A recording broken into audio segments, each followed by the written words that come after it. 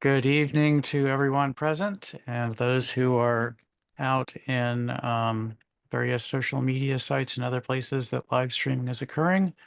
We are having a public hearing this evening to solicit input on a proposed real property tax rate increase for commercial condominium, and industrial real property. And I will just read from the notice that was published in the newspaper. For the taxable year beginning July 1st, 2025, July 1st, 2025, the Mayor and Council of the Town of Riverdale Park proposes to increase the commercial condominium and industrial real property tax rates from 0.6890 per $100 of assessment to 0.75 per $100 of assessment. There is no proposed change to the residential, townhome, multifamily, commercial residential, and residential commercial real property tax rate for the taxable year beginning July 1, 2025. And then there's just notice further on that we are holding this hearing today, and that hearing is open to the public and public testimony is included. And with that, I will reach out to anyone at the meeting, in this meeting, and ask if you have any input that you would like to provide on the proposal to increase the tax rate on these certain types of property. Thank you.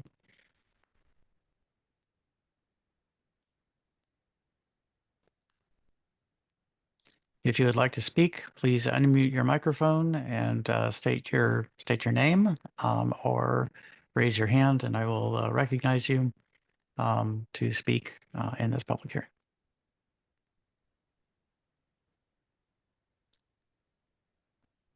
Mr. Herman, would you like to speak? Yes, just briefly. Thank you, Mr. Mayor.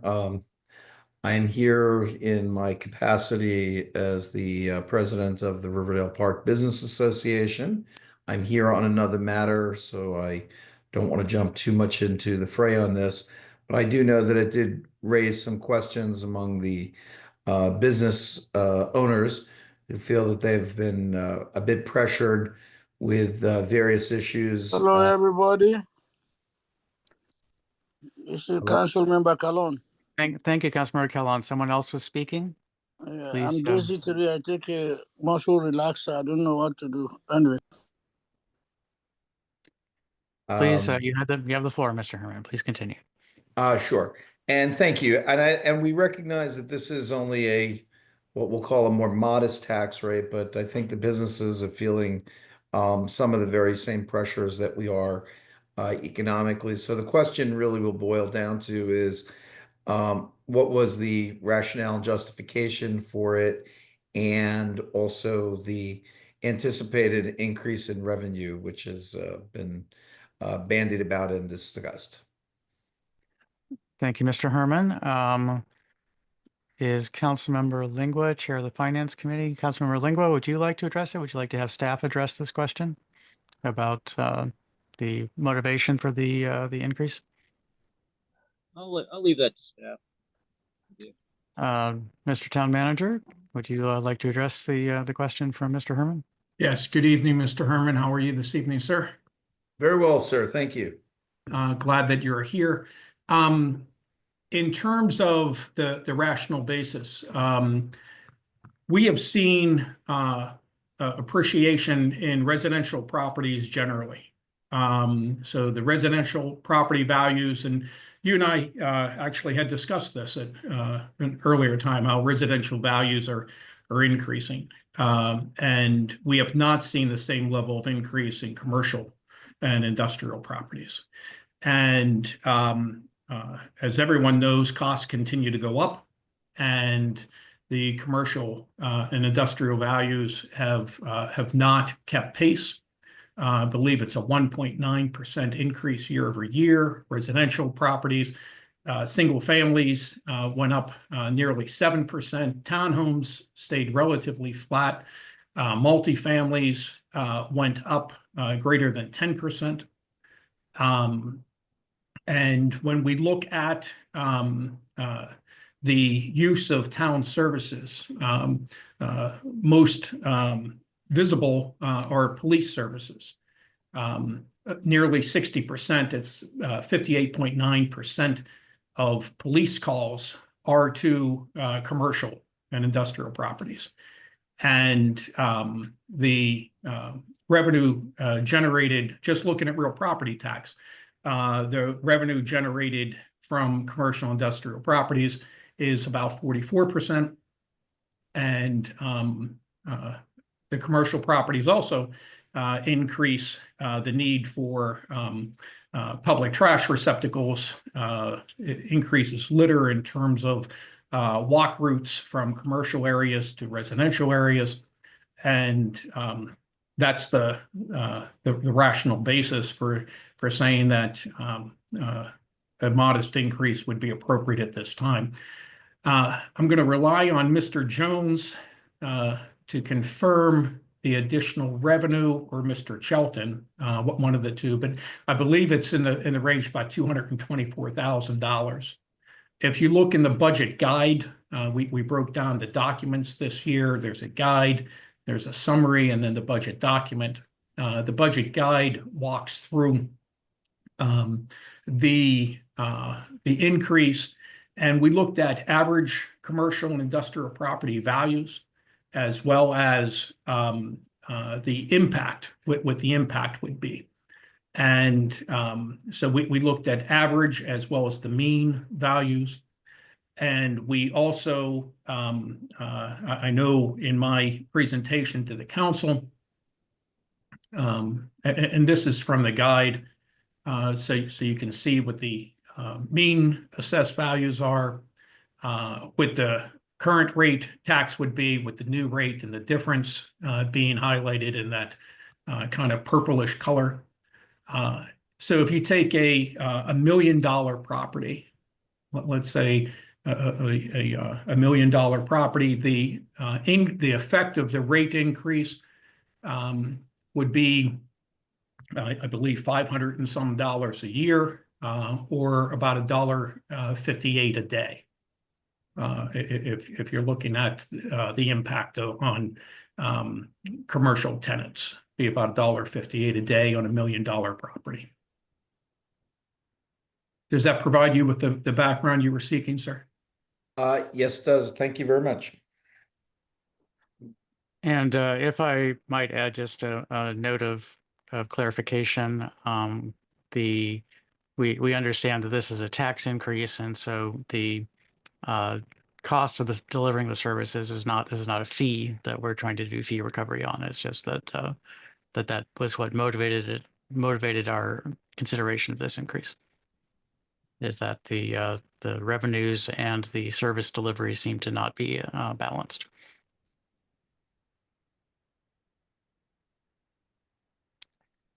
Thank you for your comment. However, Mayor Herman, appreciate it. Thank you. Are there additional public comments or questions about this topic, about the raising of the tax rate on commercial condominium and industrial? And just to be clear, commercial condominiums are condominiums where there are multiple businesses in a single building, and each of the businesses owns a fraction of the building, and not that these are condominiums in which people live. So just wanted to clarify that.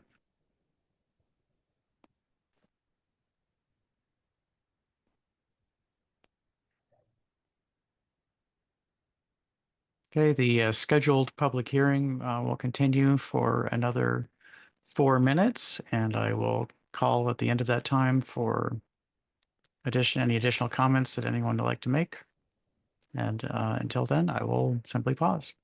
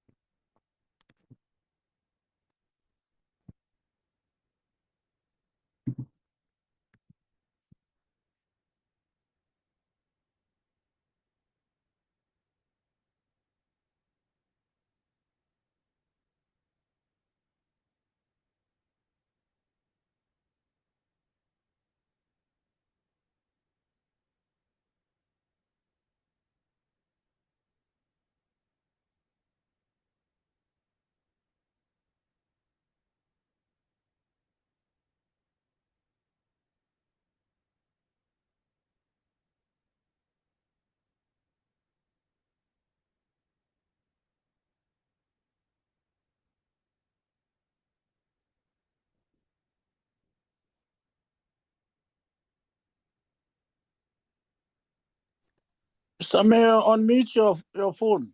It's mute. Excuse me? Hey, come on. It was mute.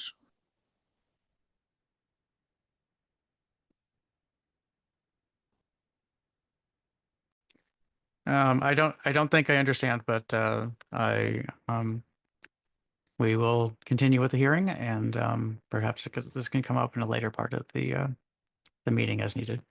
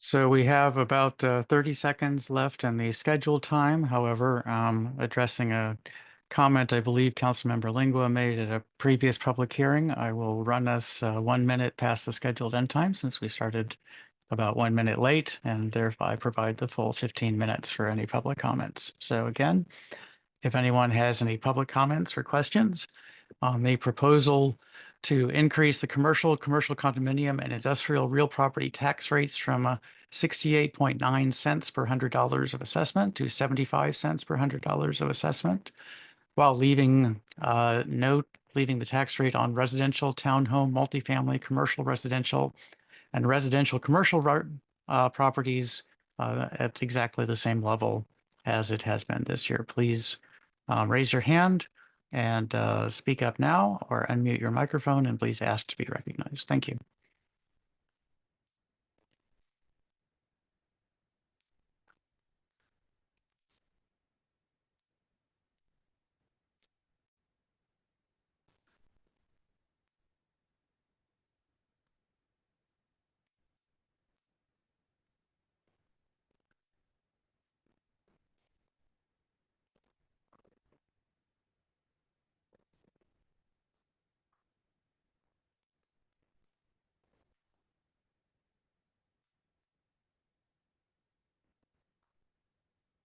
About 20 more seconds. Anyone who has any comments or questions about the proposed increase in tax rate for commercial properties writ large, please speak up now. And if not, in about 10 seconds, I will declare the meeting concluded. Hearing, excuse me.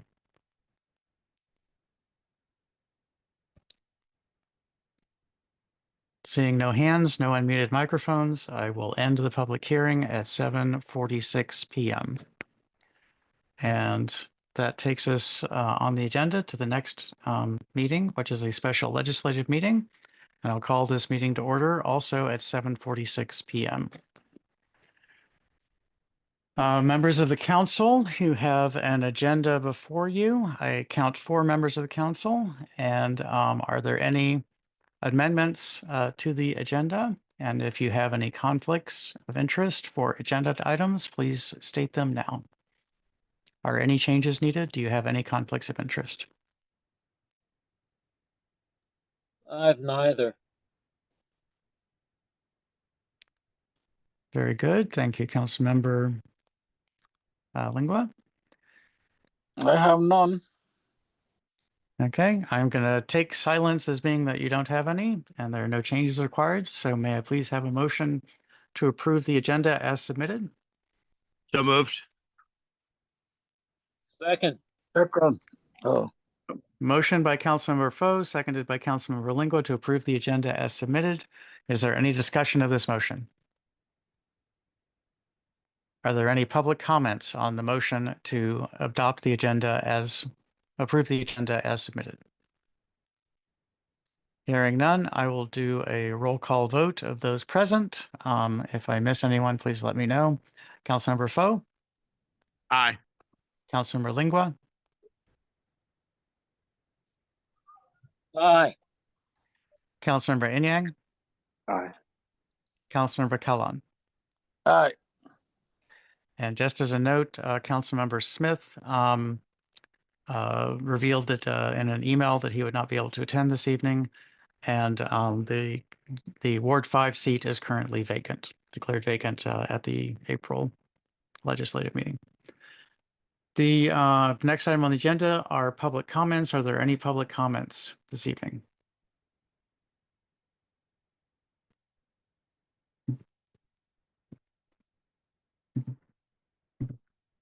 Hearing none, seeing no unmuted microphones, no raised hands, we'll move on to the presentation, a review of edits of the fiscal year 2026 proposed operating and capital improvement project by Gentry Jones, Deputy Director of Finance Services.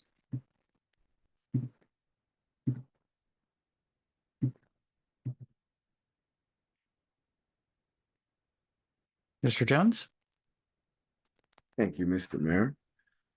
So the only major edit that we made to the fiscal year 2026 operating and capital improvement budget was in the Safe Streets for All project, the $20,000 adjustment that was made at the request on the meeting. We have made that adjustment, and that update is reflected in the current budget. So that should be on the website as of now. So yeah, that was the only major edit that we did, and we're continuing to go through the budget with proofreading and such, just to make sure that we got everything taken care of. So that's where we stand as of right now.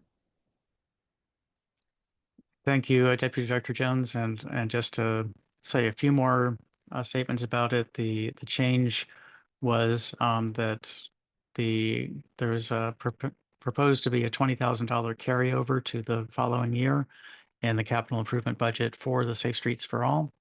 Well, for the Walk, Bike, Drive Safety Initiative is, I believe, the actual CIP name. And it was proposed that we would hold that back and propose to spend it in this year, just to give the Walk, Bike, Drive Safety Committee additional flexibility in spending. We're not expecting that they will necessarily do so, but it will give them extra spending ability should they need it. So that's what the only change was. Are there any comments or questions about the presentation? Mr. Mayor. Mr. Town Manager.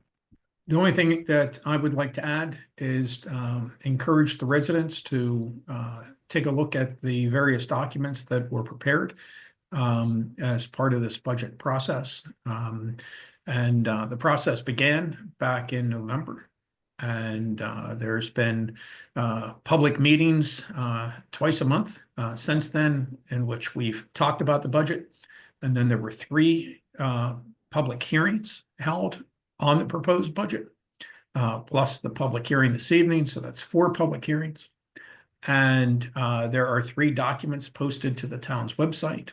There's a budget guide, which is a simplified summary document. Then there's a separate summary of significant changes year over year. And then there's the budget document itself, which is about 400 pages. And I would encourage residents to look through the budget. And if they have questions or concerns, the mayor and council will be meeting again next week and the week after, or I guess the two weeks from then, and then the 19th is when the budget is scheduled to be approved, I believe. Is that correct, Ms. Barnes? Got the date right? We actually are going to adopt it the week prior because the county has pushed their yeah. deadline forward by a week. So we had to adjust ours to accommodate the county's deadline. Okay, so it's the 12th. Yes. Okay. And that's all I would add, Mr. Mayor. Thank you, Mr. Town Manager. Any public questions or comments before we move on to legislative action items? I don't see any coming, so let's move on to legislative action item number 1. Can we please have a staff presentation before moving to a motion? Certainly. Good evening, Mayor Thompson, members of the council and the community. Legislative action item 1 is to repeal and replace the resolution that was adopted 2025 R7, confirming the appointments and establishing the compensation for the election judges for the election coming up in just about a week now. We did have one person who is interested in serving, so we wanted to add them to the resolution. So you'll see if Director Shelton can scroll down. The resolution as adopted is here before you. And if you scroll down a little bit further, it shows you the names that have been appointed. Here, there are 3 names. If you go to the second resolution, same number, it just adds 1 additional person to the roster of election judges. And so tonight, after this resolution is adopted, if adopted by the mayor and council, we would ask Mayor Thompson if you could perform the oath of office for the election judges who are here tonight. Thank Director you, Barnes? Director. Yes, Councilman. Sorry, Caitlin Fike is okay with being added to that this evening as well, if we can do that. I don't know if it's too late or not, but she responded affirmatively. If the council is open to that, we could add her to as an alternate election judge tonight. So if we can have a motion to repeal and replace Resolution 2025-R07 with the replacement as presented, plus adding the name Caitlin Fike as an alternate election judge, then I think that would meet the statement. Would you like to make such a motion, Councilmember Foe? I would. Is there a second? Second. Motion by Councilmember Foe, seconded by Councilmember Callan to repeal and replace Resolution 2025-R07, confirming appointments and establishing compensation for judges for the town election on May 5, 2025, including the addition of Caitlin Fike as an alternate election judge. Is there any discussion among the council of this motion?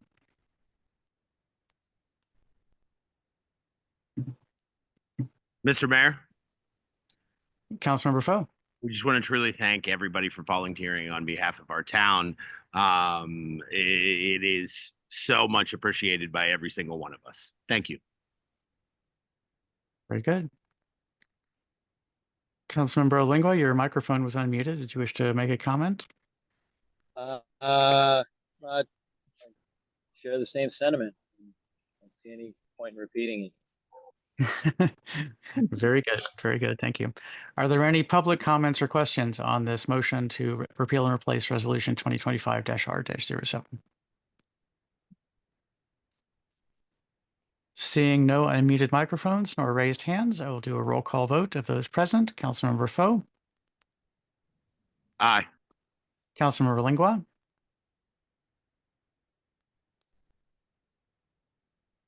Councilmember Lingua, your microphone is muted.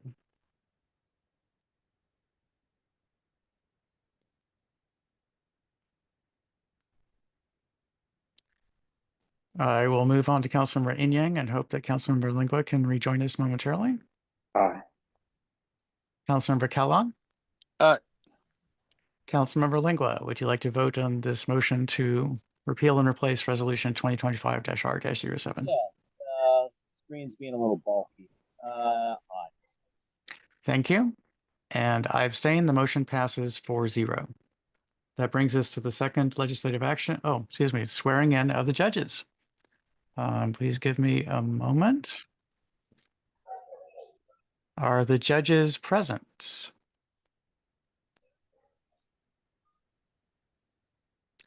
There's Ms. Huberty, Mr.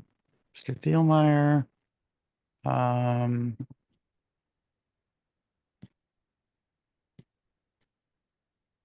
I know don't that see Ms. Ms. Smith could not make it this evening. And Ms. Carroll, is Ms. Carroll present? I don't see their name on the list. Okay, well, we can arrange for a swearing in later in the week, but why don't we go ahead and perform the oath of office? I will ask each of you. Did Mr. Thielmeyer? Oh, there he is. Mr. Thielmeyer, can you unmute your microphone, please? Yeah, I'm unmuted. Okay, fantastic. Okay, please raise your hand, and I'm going to ask you to say your name, and then the rest of it you can just repeat after me. So here we go. Please repeat after me. I state your name. I, Alex I, Tillman, Andrea Huberty, Do swear or affirm do do swear or affirm that I will support the Constitution of the United States that I will support the Constitution I of will the support United the States Constitution of the United States, and that I will be faithful and that I will be faithful that I will be faithful and bear true allegiance to the state of Maryland and bear and true bear allegiance true to the allegiance state to of the state of Maryland Maryland and support the Constitution and laws thereof, and support and the support the Constitution and laws Constitution thereof, and laws thereof, and that I will, and that I will, to the best of my skill and judgment, to the to the best of my best of skill my and skill and judgment, judgment, diligently and faithfully, diligently and faithfully, without partiality or prejudice, without without partiality partiality or or prejudice, prejudice, execute the office of election judge execute the execute the office of office of election election judge according to the Constitution and laws of this state. according to the according to the Constitution Constitution and and laws laws of the of the state. state. Thank you so much. You are sworn into office, and we will collect signatures and make it official over the next day or two. Thank you Great. so much. I echo the sentiments of the council members who spoke. We appreciate your involvement and your engagement in the community and helping us to run a free and fair and hopefully vigorous election. Thank you so much. Thank you, Mr. Mayor. Thank you. Thank you. Okay, that brings us to the next legislative action item, which is an introduction of ordinance 2025-OR-03 regarding the fiscal year 2026 budget and tax rates. This is just an introduction. We don't need a single council member to introduce it. Typically, the chair of the finance committee would do so. And may I please have that introduction? That you may. Thank you so much. Would you like to read the summary just for those who are watching and those who are at home? I would be most happy to, as such. Mr. Mayor.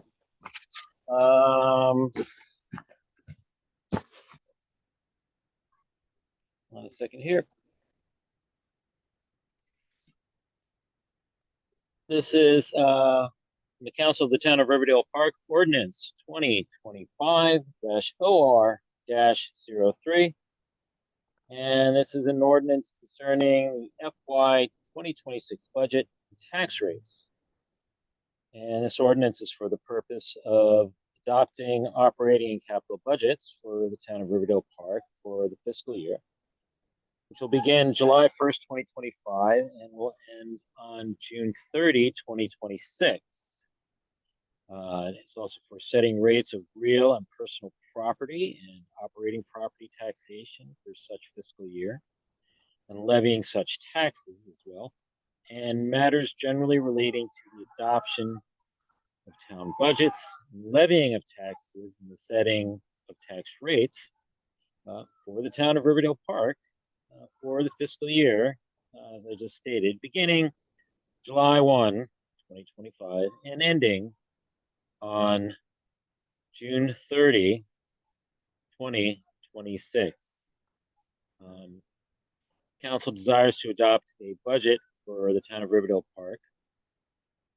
The budget reflects proposed operating and capital expenditures and anticipated revenues for the upcoming fiscal year. Pardon me. Sorry, I just got a weird frog in my throat. As a matter of prudent fiscal policy, even with all proposed expenditures, the town intends to maintain a general fund unrestricted fund balance of approximately $3,927,838. Thank you so much for that introduction, council member. And as stated, this will be discussed potentially during the work session later today, also at the legislative meeting next week, and voted upon, if I'm adding dates correctly, on the 12th. Thank you so much. That brings us on the agenda to new business. Is there any new business to be discussed this evening? Any items of new business? I'm not seeing any raised hands, or Councilmember Lingua's microphone is open, but I'm not hearing him speak. Are there any items of unfinished business? Appear to be no items of unfinished business. May I please have a motion to adjourn? So moved. Second. Motion by Councilmember Foe, seconded by Councilmember Cowlon to adjourn. This motion is neither debated nor discussed. I'll do a roll call vote of present members of the council. Councilmember Foe, Aye. Councilmember Lingua, Aye. Councilmember Inyang, Aye. Councilmember Cowlon. Aye.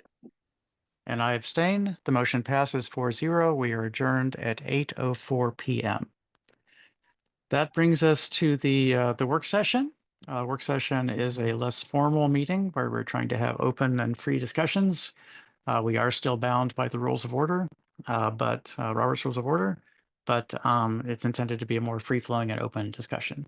So with that, I call the meeting to order, also at 8:04 p.m. And ask informally, are there any amendments to the agenda, and are there any conflicts of interest that any members of the council have for agenda items?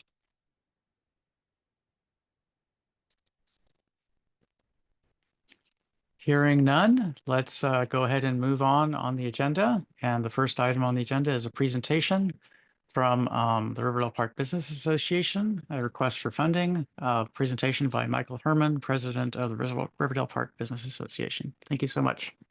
Thank you, Mr. Mayor. And as they say, once a mayor, always a mayor. I will always be calling you Mr. Mayor. And I want to take this opportunity also to thank you for your many years of service to the town and to the residents. We've been very, very fortunate to have someone of your capabilities at the helm of this town for as many years as we have. And if I don't get a chance to say this again publicly, I want to thank you personally for your service. Thank you. I am joined by Kim Crosby. Yeah, I'm sure you can see us both on the Zoom. We're going to get up close and personal because we're going to be jointly making this presentation. As you know, I wear the hat as the president of the Riverdale Park Business Association. We had submitted a proposal on January 16th, 2025. We submitted it to the mayor and council, but I was primarily directing it to, at that point, to the town manager, because town manager had indicated to, that there would be an opportunity to meet to potentially have this discussion about a grant that the business association was seeking. The business association has recognized that one of the really one of the objectives, strong objectives of the town has been to connect and to gather all of the business points and business portals in the town of Riverdale Park, and to make sure that residents and businesses know who's who, because there is no real standard directory and easy way to access services either by name, location, or type of service. So we had been discussing this in the Riverdale Park Business Association for a considerable time, in fact, a couple of years. And there was a suggestion at one point that we should think about, creating a directory and then launching a platform. And I'm going to let Kim get into the details in just a few minutes, but I want to make sure that you understand that the genesis of this is not something that was thought up on the last minute on a spur of the moment. This is something that's been vetted, discussed extensively within the business association. The reality is that we felt that there was a need, not just through our website, but also as a platform to be able to have a one-stop shop for people to be able to connect with the business and business community here in Riverdale Park. So out of this emanated an objective called Riverdale Connect, which was going to be basically an augmentation of our website, a reformulation of our website that would have business listings for all businesses in the town of Riverdale Park, and it would provide more services as well. The drill down was sent to you folks in a proposal, and I understand it was submitted to all council members and to the mayor as well.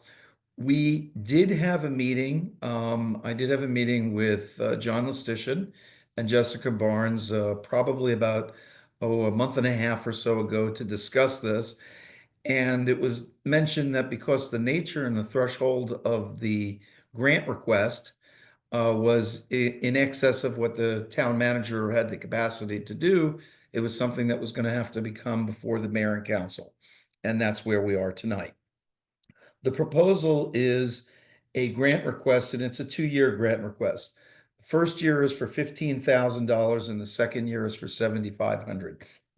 There is a reason that it's a 2-year request, because there's going to involve costs associated with this and a consultancy that's going to be necessary in order to maintain the website and the platform, as well as content creation that's going to be necessary.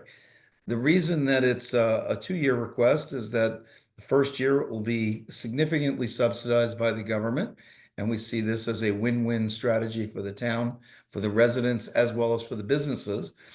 And the second year will be $7,500, the idea being that we would become more self-sustaining.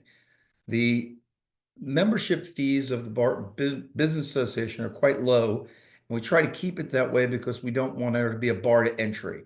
But at the same time, we look at this as an opportunity also to expand advertising on the website and the platform for people to have more impressive ads, more expensive opportunities to connect with potential customers and the residents. And the hope was that by year 3, we would be fully self-sustaining, and that we would be able to, through the revenue generation that we would have for people paying for those additional placements, we would be able to do this subsidy-free by the 3rd year. I'm going to allow Kim to speak to the functionality more about it. And Kim is an expert in this area and has been working with a number of businesses locally as well as regionally to help improve visibility and to do various things for outreach. So I'm going to let Kim talk a little bit about that, and then we'd be happy to answer any questions that the mayor and council might have. Kim? Thank you. Thank you for having us.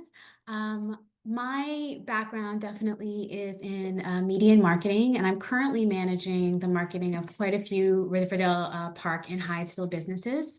And so I've seen just in a few months, like in 3 months, how I've been able to increase visibility by over 10,000% just on their Instagrams, with being able to collect video footage and share more of what's happening in those businesses, including like Riviera Tapas, Life of Gains Gym. So multiple different businesses. I've seen what that return on investment can look like. And in Riverdale Park, I think we have a really great opportunity to create a centralized website where we are listing all of the different businesses. And we also have an interactive map so that people can put in where they are and they can easily map themselves out to wherever they want to go. This will also allow us to have like monthly focuses on individual businesses, so we can have a monthly profile on all the businesses throughout the area, as well as having a website that is fully bilingual. And I think that for a small investment, we would see just such a massive return on that. We would actually be able to categorize every business that's in the area. We would ensure that so many of those smaller businesses that are not actually being recognized by very few people are actually getting on a platform. And in general, there's the ability to create more pride in the area and more of a drive for other folks from other neighborhoods, so from College Park or from Hyattsville, to be able to say, hey, I want to spend the day in Riverdale Park. What's the best place to go for brunch? Where should I go afterwards for frozen yogurt? Oh, and I need to go, get my belt fixed. Like, you can actually map out the entire process of what it would look like to spend the day in Riverdale Park. And I think that, again, we would have the capacity to do the build and build out really solid infrastructure from the beginning, so that going forward, really the work would be in continuing to get those sorts of images and stories from the businesses. We have an opportunity to partner with some of the media department at UMD and get them to be able to work on some of the broader outreach process. And that could be an ongoing process that they support us in years to come. So it really is, once people get in the process of building that media and sharing that media, it's just a matter of continuously like plugging it in once the infrastructure itself is built. So in order to sort of bring this, full circle, it's interesting that we had one of the first items that was discussed at this meeting was additional revenues that are coming from commercial enterprises, commercial real estate, raising approximately almost $250,000 a year. I'm sure that many businesses don't know how the community is supported or their businesses are supported by the government. We know that obviously in the areas of public safety and some of the economic development initiatives, there is benefit to the community. But I must say that this is one that would be a very strong demonstration by the town of Riverdale Park that it both supports the commercial enterprises and those people who have chosen to invest in our community, both by buying businesses, running businesses, employing local people in our community, that this is a way to help them to improve their stature within the community. Because I can tell you, I can probably name 30 or 40, 50 businesses that 98% of the town of Riverdale Park does not even know these businesses exist, in part because they are located off the beaten path. They might be located in, it might be a homespun business. It might be in an office building. And there's no centralized database for people to access services, service types, or to understand better how to find these things and to shop local, which is what we really want to try to encourage, because we want to say to those businesses, you've invested in us, we're investing in you. So that is the proposal. We'd be happy to answer any questions. You will note that from the proposal, it was originally anticipated that the launch of this would have happened a couple months ago. But we recognize that this process takes a little bit of time. And to be perfectly blunt, with the annual operating budget of the business association, we would not be able to afford to launch this of our own accord. But we think it is a win-win strategy for the town, for the community, and for the government, and supports very well the economic development initiatives that Mr. Mayor, you, and the stated purposes of the town through its objectives that is visible on its website wants to do to help promote businesses. So we'd be happy to answer any questions you might have. Thank you, Mayor Herman. And members of the council, do you have questions for Mr. Herman or Ms. Crosby?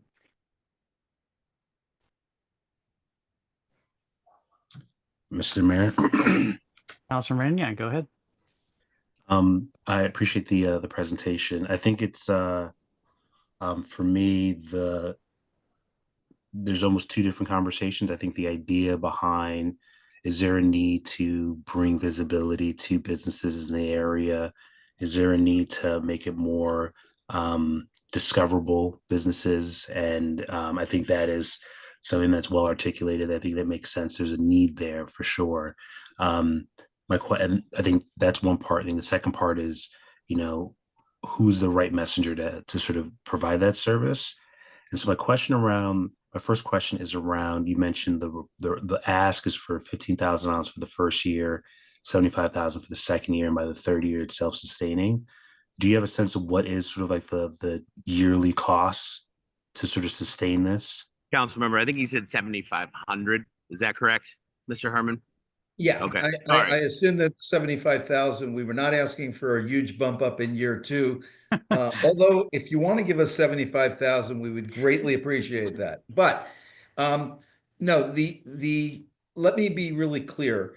The cost of this is what the cost of both the content creation. We're going to have Ms. Crosby, who we've vetted and talked to various people.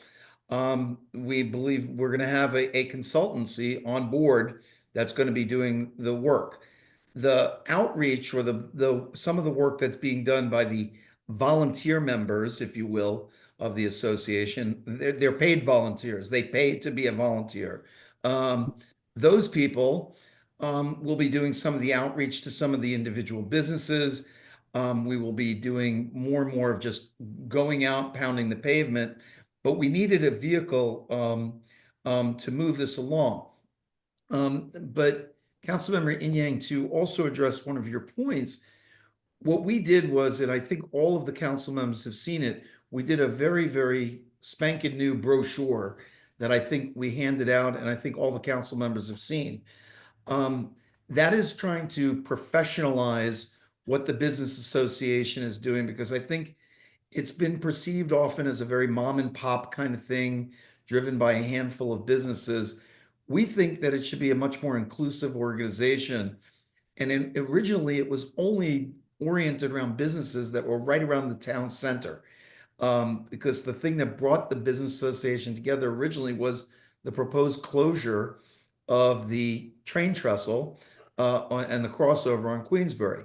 So to that point, we believe that the Kenilworth corridor is not as well represented. We believe that because the outreach and trying to do it bilingually is going to be more extensive over there. We're the right people to do this, and the cost of this to do this, what we think is about $15,000 a year. By year two, we will be able to have more impressive advertising showing the hits that happen, and that we will be able to raise more revenue from that.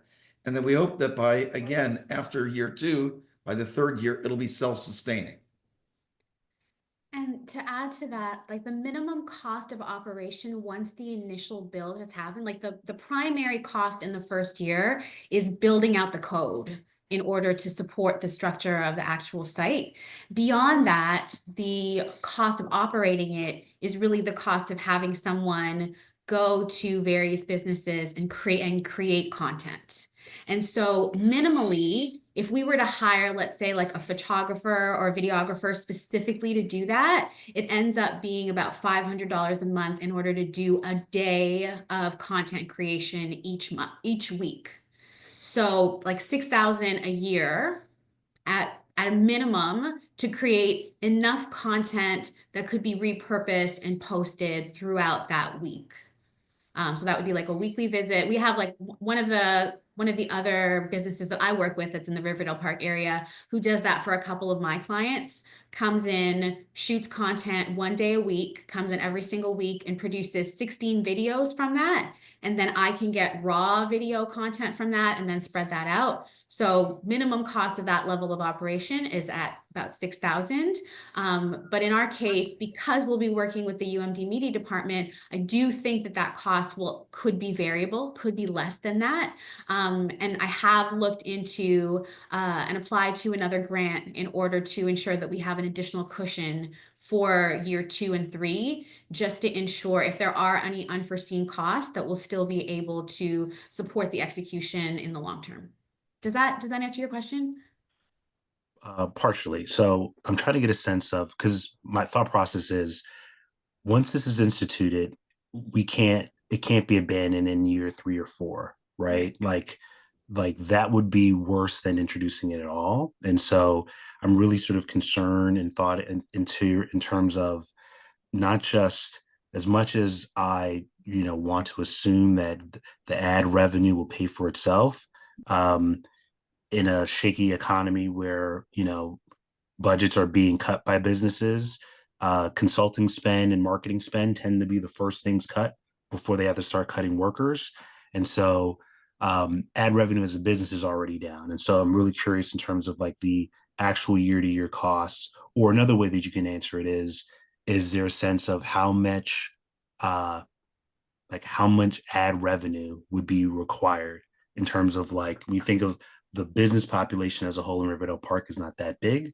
And so is the model, I don't need exact numbers, roughly speaking, there will be a couple of businesses sort of carrying the load. And then there are almost like a tiered structure where, as an example, Whole Foods or some of the national chains are doing most of the heavy lifting, and the mom and pop, store on Kenilworth Avenue is paying a substantially different rate. And is that sort of how you're expecting it, or more of a balanced mix? It's a really good question, and there's multiple approaches to this. One is that it's not just ad revenue. As the platform takes hold, we anticipate greater membership of people who will become members of the association itself. One of the questions that came up with when I was talking with the town manager in the meeting there, we have, anywhere between, over the last couple of years, 20 to 30 members who are paid members of the association. Well, at $100 a year, you do the math. That's a very small amount. But if that number increases to 60, 70, or 80 dues paying members, that increases our revenue considerably. That also can be used to subsidize the website, because it's not a very cost-intensive organization to run. There are no paid staff members other than the consultancy on this. In addition to that, we do anticipate some of the larger entities. As many people know, although the Washington Commanders, playoff contenders who are hopefully, I know they're planning on moving back to Washington, D.C. if they can. They have a mailing address and an office here in Riverdale Park, Maryland, and yet, they're not yet members. There are people that have greater capacity than, as you talked about, some of the national retailers and larger organizations. So we do talk about having a tiered structure, not only for membership, but also for participation with Riverdale Connect. So we anticipate that the largest burden, if you will, for funneling the costs for this stuff is going to be borne by the larger entities that have the capacity to pay for this. But every business will be listed, every business will be profiled, every business will have an opportunity to connect with their customers through this platform. I would also add that, like this year alone, I've gotten $25,000 in funding for local businesses. So I don't anticipate, and I'm currently applying right now, so I don't anticipate that being a challenge to continue to apply for funding for multiple years, especially as the capacity for projects grow. One of the things I'm really excited about is supporting more business-to-business projects. So one of the ideas we've thrown around was, having like an amazing race in Riverdale Park. So I think that especially every time we have the capacity to have a different event, then that's another opportunity to be able to apply for funding that is able to support Riverdale Connect and able to support the broader mission of like creating more visibility in general to the businesses in the area. So I do think that as much as we're going to support membership or increase membership and increase advertising, that having alternate ways of funding and also having like in-kind donation in terms of time will also be able to sustain it. And I do think also as part of this process, one of the things I found as I've done more marketing for local businesses is once I give them a sense of what it looks like to create really dynamic content, they're better able to create that content themselves. And so if businesses are also able to take like videos and photos and send me what their promotions are, or send it to the website, those things are also able to have an automated structure where they can be sent in and then populated. So it is, there are multiple streams in which it's being supported in like year 3 and year 4. And there would not be a benefit for anyone for it to end at that point. That would really be when we'd be seeing a lot of the greatest benefits of all of the work that has been put in year 3. We'd see so much more at that point. So that would be a time I think people would be very excited about what we've accomplished so far. And Councilmember Yang, also to address that point, not only is it makes no sense for us to discontinue it, I will say that the membership of the association is also deeply committed to this, because we think this could become a major objective of the association, connecting businesses to customers, businesses to businesses.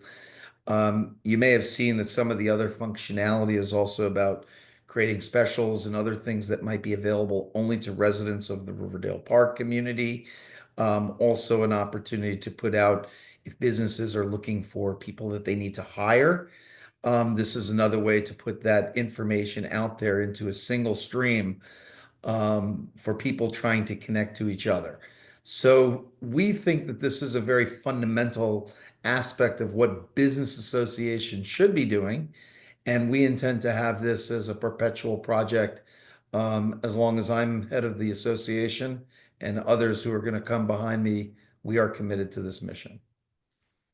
Yeah, I would add to that I work with the Bikram Yoga Works, that's right in Riverdale Park, and they have this really great promotion where local residents, when they show that they're residents, they get $10, 10 days of free yoga, or 10 days of yoga for $10. And it's such a great promotion, and often people do not know about it until they walk in the door. They have no concept that they would have this benefit. And so I think that there are so many opportunities like that for businesses to reward residents for shopping local that are such an exciting thing to want to share. Personally, I have no like political affiliation around it. I just, as someone who lives in Riverdale and who is also a business owner here, I just want to have more opportunities to get more visibility and to be able to encourage more people to live and work in our neighborhood, and to be, excited and proud about that.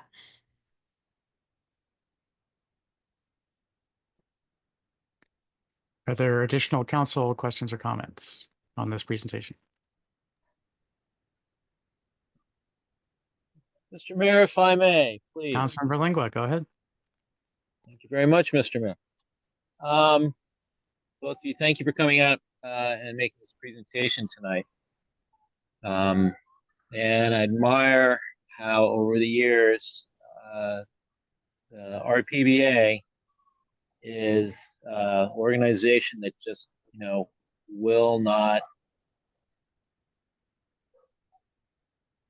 succumb to inertia, and just keeps moving along and keeps trying to improve and keeps trying to organize. I know it's a great challenge, and seeing what's been done in the past few years, as well as what you're bringing here tonight, I do commend you for that. That said, I do have some concerns. Amounts here are fairly substantial in terms of single grants. This is something that's somewhat out of the ordinary of what we've done in the recent past. And while I have read over what you submitted to us to read, my two questions to you are: one, I'll give the second after we go through the first, is there a willingness for the RPBA to, should a grant be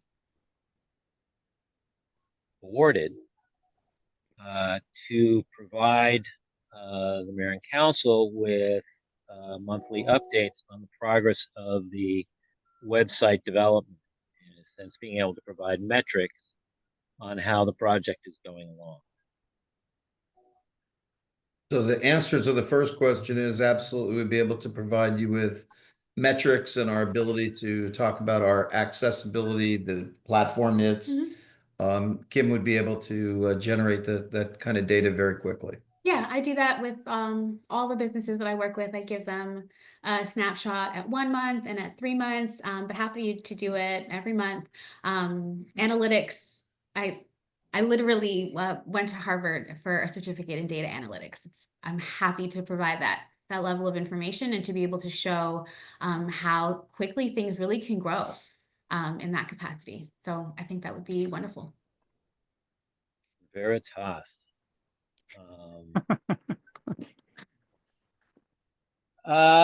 You going Latin on us, council member? That's as Ms. Crosby knows exactly where I would know Veritas from. So, isn't that right, Ms. Crosby? Yes, it is. Good.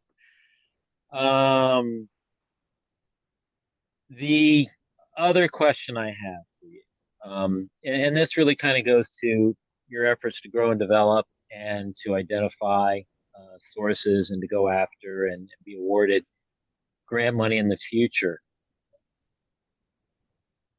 Is it in the plans of the RPBA to sometime in the near future, that being anywhere from 18 to 36 months, to complete the process of becoming a 501c3? Well, it's a very interesting question, but a 501c3 has to only exist for charitable purposes. And I'm not sure that the nature of what it does actually would qualify as a 501c3. There are other parts of the Internal Revenue Code under Section 503 that do allow for clarification or qualification. I think there's C4, C6 that do advocacy work. That is a real possibility. But I think that's, the vision is, fortune favors the bold. We'll go as far as we can. Let's take this. But I always thought that the Riverdale Park Business Association was a bit of a sleeping giant. It was an organization that should exist as a place for a meeting place for businesses to learn, connect with other businesses, to learn about best practices, other things that might be for cross fertilization of ideas, business traction, business retention. But I always think it's been underutilized. And I think that this is one of those things that can also create more visibility. So it's, as I talk about the win-win, I think the organization increases its stature. I think the opportunity is for us to maybe expand that, as you're saying, in the 18 to 36 months. I think we're certainly open to that. We hope that this will grow. We hope that every business will become a member of the association, and everybody will see that it's an invaluable relationship that we have both with our local elected officials, our county elected officials, our state elected officials, opportunities to bring issues to the bear and to have an advocate that could be forceful on their behalf. That's why I say a C3 is probably not ever going to be in the cards, because I never want to be able to not be able to go to a county budget hearing and say, this is a really important thing for this particular business or this venture because of what it's going to mean for our community or for the business community as a whole. Okay. Yeah, I understand and appreciate your thought on the fact that about the RPBA being a sleeping giant. I thought the same thing myself over the years. And whatever, organizing chapter would benefit the group, I think should be considered in order to help the RPBA in the future, as I said, identify sources and pursue and hopefully get awarded grants for its operation. I would say for me, I'm not considering the same vantage point. But from what I my experience in terms of grant writing and fundraising, I am a member of a few different portals, one of which specifically provides me with a monthly update of all the small business grants that exist across the United States. And so there are multiple in every single category. And on any given month, there's a good $250,000 available for businesses. So I don't, although I do know that, you know, as a charity, that if the initiative itself was a charity, that there would be much larger sums of money. I think that there is a substantial enough pool that we could support it, considering we're never going to need like $1.5 million for this. It's not something that is going to need to operate. Like if it was ever taking in that much money, it wouldn't be ethical, right? It's not ever going to be at that scale. And so we don't need to be a charity in order to access the kind of funding that we would ever need to access. At most, again, we need like 15,000 for the build, but 7,500 as like a regular annual operating budget is more than sufficient to fund the activities of Riverdale Connect. So I don't think that it makes so much sense for us to pursue that. Even if we ever wanted to do something particularly unique, if there was another aspect of the site that we needed to build out, there's some interesting things that you can do with code where, you know, like someone can say like, this is the feeling that I'm having, and then we can generate like, here's what your perfect day in Riverdale Park would look like. I'm currently like working on some code around that. So even if we wanted to build in something like that, that would maybe be like another $4,000 or $5,000, but never anything, not like 100,000 or 250,000. We'd never need that for those sorts of builds. Well, you could be looking at amounts anywhere between, you know, maybe, you know, like, as you're saying, not, you know, Yeah, six like digit. five to 20 is more than reasonable for the kind of projects or the kind of build that we would need to do even in ongoing. Okay, I'm just thinking as, you know, as should this prove successful, should the RPBA look to, you know, being bold in other ways from Mr. Herman, that you're looking at annual requirements of something in the higher five figures, 65, 75, $80,000. That's Well, my thought. whatever opportunities might present themselves, I think we will always continue to evaluate where we can go and take this. But right now we Okay. have a very strong objective, which is to make it a much more user-friendly and customer-friendly way for businesses to connect to consumers and to other businesses. And I think this is the right portal to take that next step. Whatever plateaus after that and whatever next hurdles we come to, I think we take those on as we get there. Yeah, and Okay. the piece I would add also is I pitched this to Squarespace, who is hosting the site, and they've offered to give us 20% off hosting for the duration of the site.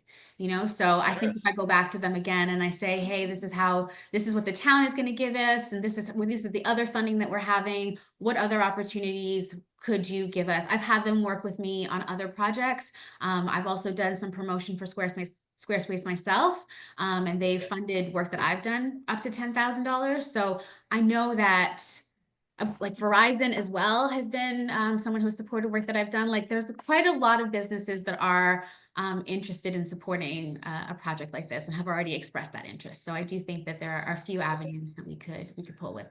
Mr. Mayor, I know that you have other matters on the agenda, but I want to actually ask you folks a question, which is we put this proposal together almost 4 months ago.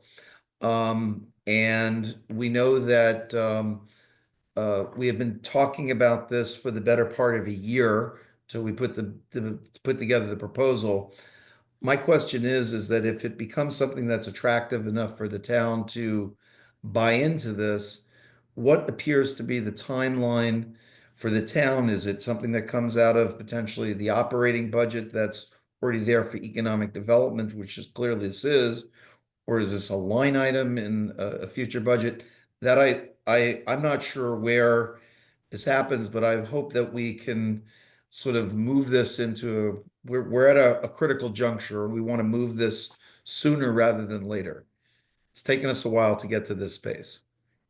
Understood. And as Councilmember Lingua indicated, we have adopted a process over recent times. Certainly, much of my much of the time that I've been mayor, of having programs that exist that are established before the grants are actually made. And so some of the business improvement grants that we put up early in the COVID pandemic, then we established the program and people could apply for them and so on. This appears to be a different beast than that, and it's unclear of exactly how we're going to fit it into the process. There are some ways that could happen, and I think that we, as a council, we're going to have to discuss it. I wanted to make sure that other council members had an opportunity to ask any questions that they had. Are there other council questions for Mr. Herman and Ms. Crosby? Okay, I have a fairly deep one, and that is and I hope you have an answer for this. You said in the proposal that there is no comprehensive source of information for businesses in the area and sorting by category and things like that. So there are sort of two pieces to your proposal, and one of them is making information available for someone who is seeking a particular business. A second piece of it is creating promotional materials that would be put in front of people on, for instance, you give Instagram, I presume that you would not be isolated to that social media site, since there are many others that might be used. I also presume that some of the push stuff might go out as text messages, as emails to people, various other things. And so there's a question of developing those things. So for the whole piece of it, where somebody is trying to find a particular business, then as someone who was on the border between boomers and Gen X, then when I want to find a business, then I tend to open up Google Maps. And opening up Google Maps and centering it over my house and entering some relatively specialized business types, not just plumbers, which I can get a listing of which plumbers are nearby, but occupational therapists or dentists, then all of these show up as a map on Google Maps. And so there does seem to be a way that you can access a lot of the information. And some of these businesses are microscopic. They're home-based businesses, single proprietor, not a big business, but yet they've still managed to get themselves in there. And then for the push piece of it, then as Ms. Crosby said, then there are many businesses that promote themselves on some of the existing social media sites. And so it seems like for that piece of the push business, that you want to reach people where they are. And so that would indicate that you would want to create the content and then push it out on Instagram, on Facebook, on what's it called this week? Twitter. No, sorry, X. And so what is the advantage of creating a separate directory website of some sort, or interaction website that's worth the $10,000 maybe that it would cost to generate that code to set it up? And how are people who are looking for things going to find that website and know that it exists? And last question is, are there examples of something like this elsewhere in the country that have been as successful as your proposal indicates you hope will happen here? So a lot of questions, a lot of issues in there, and I'm hoping you can give me something in just 3 or 4 minutes. It's a deep question, and Kim is actually most appropriate to answer this, particularly the last part first, because I think that's something that we have addressed actually in our proposal. But go ahead, Kim. Okay, so I'm going to go backwards to forwards. Okay, from your latter question to the primary question. So first, are there other examples of this in the country? Yes, there are. I included a few in the actual proposal. I can absolutely send them over again, but there are quite a few cities across the United States that have done exactly this, created even in the area that have created websites that are centralized like this, that are really fun and dynamic and engaging with lots of great pictures and videos that have made their cities more vibrant and have actually increased very tangibly, based on analytics, the amount of people who are visiting those businesses and the general revenue of the businesses in the area. So I can definitely send you that again, but it is included in the proposal, the other cities that have done exactly that. Two, I would say that what is the benefit of doing this when, for example, you could do that with Google Maps, for example, for more specialized businesses. This site will be able to function in a very similar way that Google Maps does. So you can put in like exactly where you're located and ask for where these other businesses are located. But I would say, as someone who works a lot with, like everyone from like Gen Alpha, Gen Z, Millennial, all the way up, they are less likely to look in that way and more likely to want to be in a portal like this that is already giving you like, so I can go onto the site. I can say I'm looking for all of the yoga studios or Pilates studios in the area. And then I get to have a coupon from each one of them that will give me a discount because I'm a local resident. So it's not just that I'm finding the businesses, but I'm also being rewarded for searching locally in Riverdale Park. So there's actually like a benefit for me looking through this site. And absolutely, there'll be multiple avenues that we'll be driving from. So we'll be on all of the social platforms. I am with most of the clients that I work with, but Instagram and TikTok and X as being like the primary places where all that information is coming from. What is wonderful is that, you can knit all of those things together, Facebook as well, so that when you're publishing on one platform, you're publishing on all of the platforms simultaneously. So however people are looking, predominantly what I found is like my younger audience is on TikTok, like 25 to 35 is on Instagram, Facebook tends to be like 45 and up. So every age group is going to be able to access the site and still access the promotional materials that will be available from those businesses and then go to the website. So there is an incentive to being a member of the site, not just as a business, but as a local, because of the perks that you get from shopping local, because that you're going to find out that Riviera Tapas is offering a special brunch for locals on this particular day. And now there's an even greater incentive for those businesses to do the same thing. If they see that if I'm targeting local members, local people in the neighborhood, that I'm getting a good return on that investment, there's more of a reason for them to do the same thing. And then it's better to live in Riverdale Park. You want to live in Riverdale Park because you are rewarded financially and also in your community and in your business for being in Riverdale Park and staying there and shopping there. So I think that like, yes, absolutely. We're not Google and we could not function the way that Google does, but this is specifically about elevating exactly Riverdale Park and then giving people a reason to populate and to actually visit those specific businesses. Is that kind of So you think the social media interactions would drive people to the site because that's where the links would go from those posts?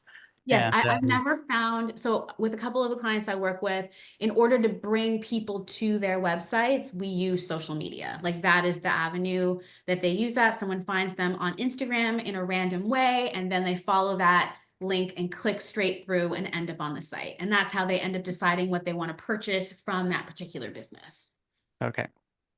I think I understand the proposal and how it might work a little bit better. So What's the age grouping for people who get it by the phone book? That would be my generation. I'm sorry. That's why I'm better equipped to have people like Kim around. I found a phone book in the back of a closet like 3 or 4 years ago, and I was like, wow, they used to like drop these on my front door every year, at my front door every year. So yeah, I remember that also. Teach with my daughter's class, and I had to tell them about phone books, and they did not. They had no frame of reference. They did not. Right. Understood. Okay. Are there additional Mr. Town Manager, go ahead. Yes, thank you, Mr. Mayor. Thank you, Mr. Herman and Ms. Crosby for sharing the possibilities here. And from a staff perspective, promoting business is a good thing. I wanted to also share, though, with the council issues that I think the council and your deliberations need to also consider. And one of those things is this the town of Riverdale Park or a more expansive area? I believe what's being requested is 100% funding for an initiative that would also include businesses outside of that. And I just want to make sure the council is considering that you're using local money to also promote businesses outside of town. The more substantive issue, I believe, is can there be a decoupling of advocacy versus business promotion? I would caution the council on making contributions to any entity that is taking up political positions, as we heard mentioned this evening. And that's just, I think, an area where we would probably want to consult with the town attorney on if contributions are being made for advocacy. If there's a way to decouple this, because we heard that this is to grow the business association. That's the goal. And a large part of the association, we also heard, is the advocacy component. And I would just urge the mayor and council to think through how can you support to promote businesses, which I believe the town has a strong history of trying to promote businesses. And that's something that I believe is appropriate for a town and city government to work towards, whether that be shared advertising or some other sort of proposal like you have in front of you this evening. But if that same proposal is to grow an entity that is involved in political advocacy, I don't know how the two become decoupled. And so I just urge the mayor and council to look into that as you consider this proposal. May I respond to that? Is that permissive to me to respond to that? That's up to the mayor, sir. I'm sorry, I didn't realize I was still on mute. Yes, you can. Please go ahead.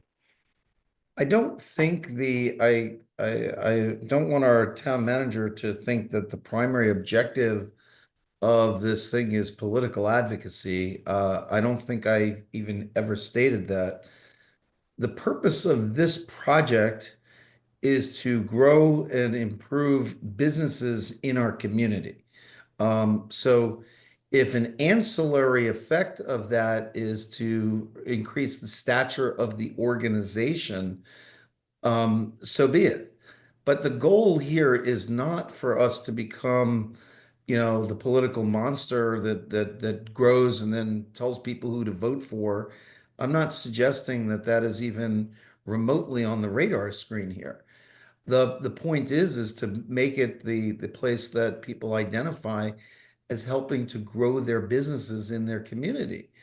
I don't think we should be afraid of doing things differently, because every time that we do things the same way, we get the same outcome.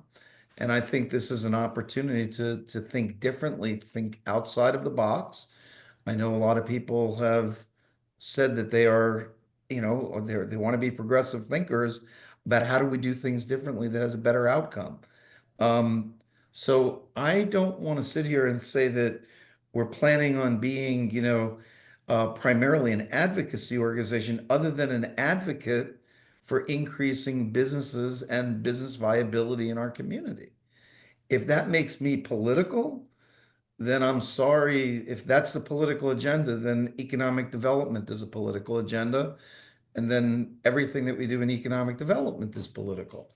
So I'm sorry that I actually find that a little bit concerning about what your concerns are, Mr. Manager, about what we think that this project is doing.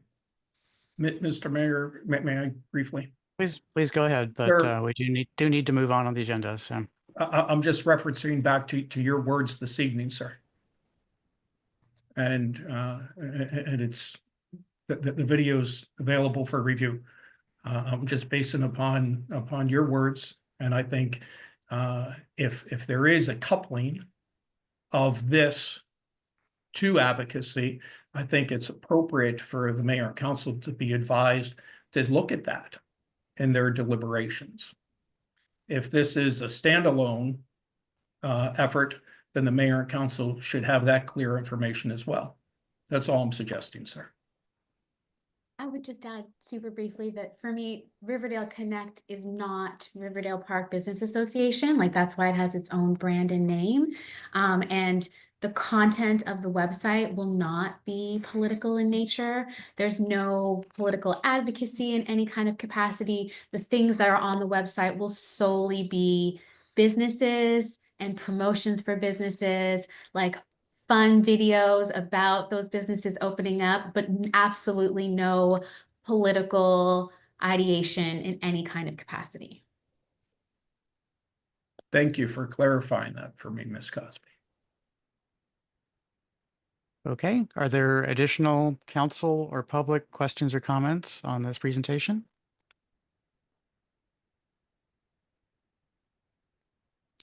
Okay, thank you, Mayor Herman. Thank you, Ms. Crosby, for stopping by and letting us grill you and learn some things about your ideas. I appreciate it. I did do a quick skim of the proposal that we received as part of our meeting materials this evening, and I didn't see the list of the other cities. So if you could please send that to me, I would appreciate that, and to the whole council, as a matter of fact, if you can. So thank you very much. I appreciate the presentation and the apparently deep thought that you've put into how to make this work and how to price it out. So thank you again for the presentation. Thank you for the time. We appreciate your time. Okay, moving along on the agenda. The next item is the mayor's report, and I'm actually going to hold my report until next week, or perhaps the week after, since next week is going to largely be election results at the meeting. So that takes us to the town manager. Mr. Town Manager. Yes, Mr. Mayor, if you give me one moment, please, to get there.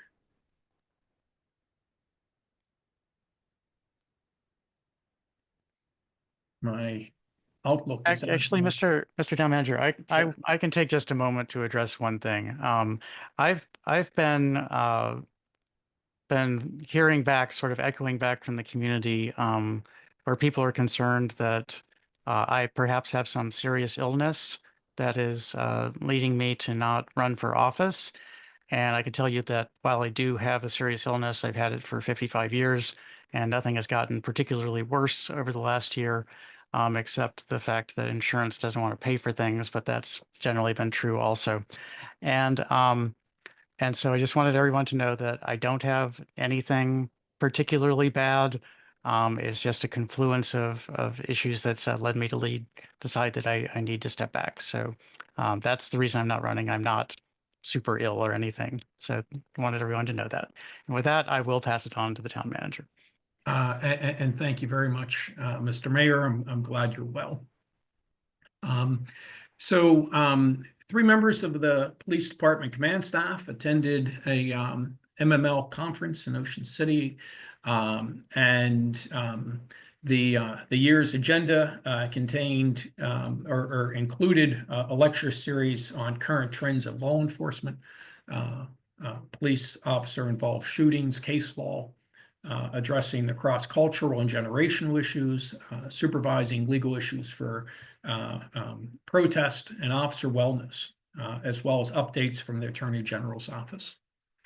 Good to know that there was the Anacostia Watershed Earth Day cleanup was held on Saturday. 10 volunteers cleaned up 14 bags of regular trash, 24 bags of recyclables, 4 bike and car tires, and it was a rainy day, but the event went well.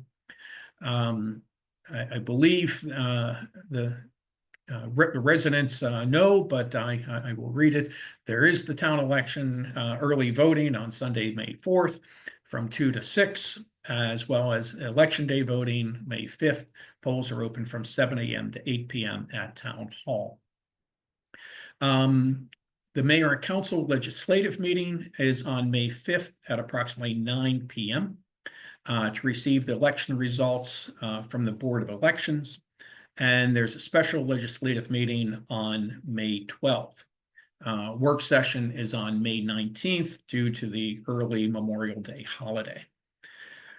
The Town Center Lafayette Natoli Place projects will be on the council agenda on May 12th to discuss those more fully. Working on the Centennial Plus 5 celebration after meeting with Parks. Fireworks are tentatively scheduled for Wednesday, June 18th at Riverside Neighborhood Park. There'll be more discussion about that as the date nears. There's update on Riverside Neighborhood Park restrooms. MNCPPC reports that they are awaiting delivery of fixtures from a commercial manufacturer to close out the restroom project. They're hopeful that they'll arrive soon, and they have not defined for us what soon means. Just a reminder to the mayor and council, as well as the staff leadership team, financial disclosure forms are due by Wednesday, April 30th. Please submit those to Director Barnes. I also want to share with the mayor and council, I had a very productive meeting today with DPI. Regarding the project that we described on Thursday night as troubled, and that's the parking lot. DPI is reconsidering their position, and so the staff member is going back to the director to see if we can get approval for the project without the $100,000 study. That would be conditioned upon us having some sort of signage saying that the parking lot is in a floodplain and you're parking at your own risk should there be a flood.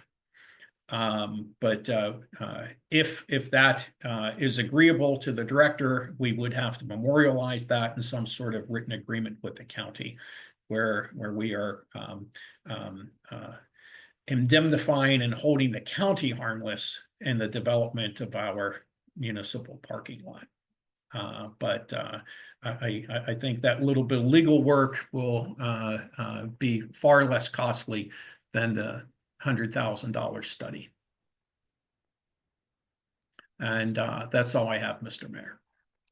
Thank you, Mr. Town Manager. That's fantastic news about the perhaps progress with DPI on that project. It's been and we'll see what type of response we get from the director, but I think the offer and the discussion today was productive. Very good. Okay. Moving on the agenda, Councilmember Lingo, you unmuted. Do you have a question for the town manager before we move on? Yes, I did, Mr. Mayor. Thank you very much. Mr. Listitian, yes, regarding the MNC PPC getting back to you regarding about restrooms over at Riverside Neighborhood Park, and they said soon. That's my understanding. Director Barnes, do you have any additional information on that? No, I just heard the word soon multiple times. So it was said multiple times with that, and no commitment to a timeline. And when was this conversation? just prior to this meeting, maybe a little after 5 today. Oh, so today, so this is hot off the presses. Then it'll be soon. Yes, this was quite a number of emails back and forth over this, but this, as of this evening, that is the update. Okay. Well, unless being that we're not back in legislative session, we're now in work session. I hope the council wouldn't mind if I could query, or you could query of the Department of Parks and Recreation. Then you have a council member who is asking of them, if they could please respond a little more succinctly to the question of how soon is now. I would appreciate it.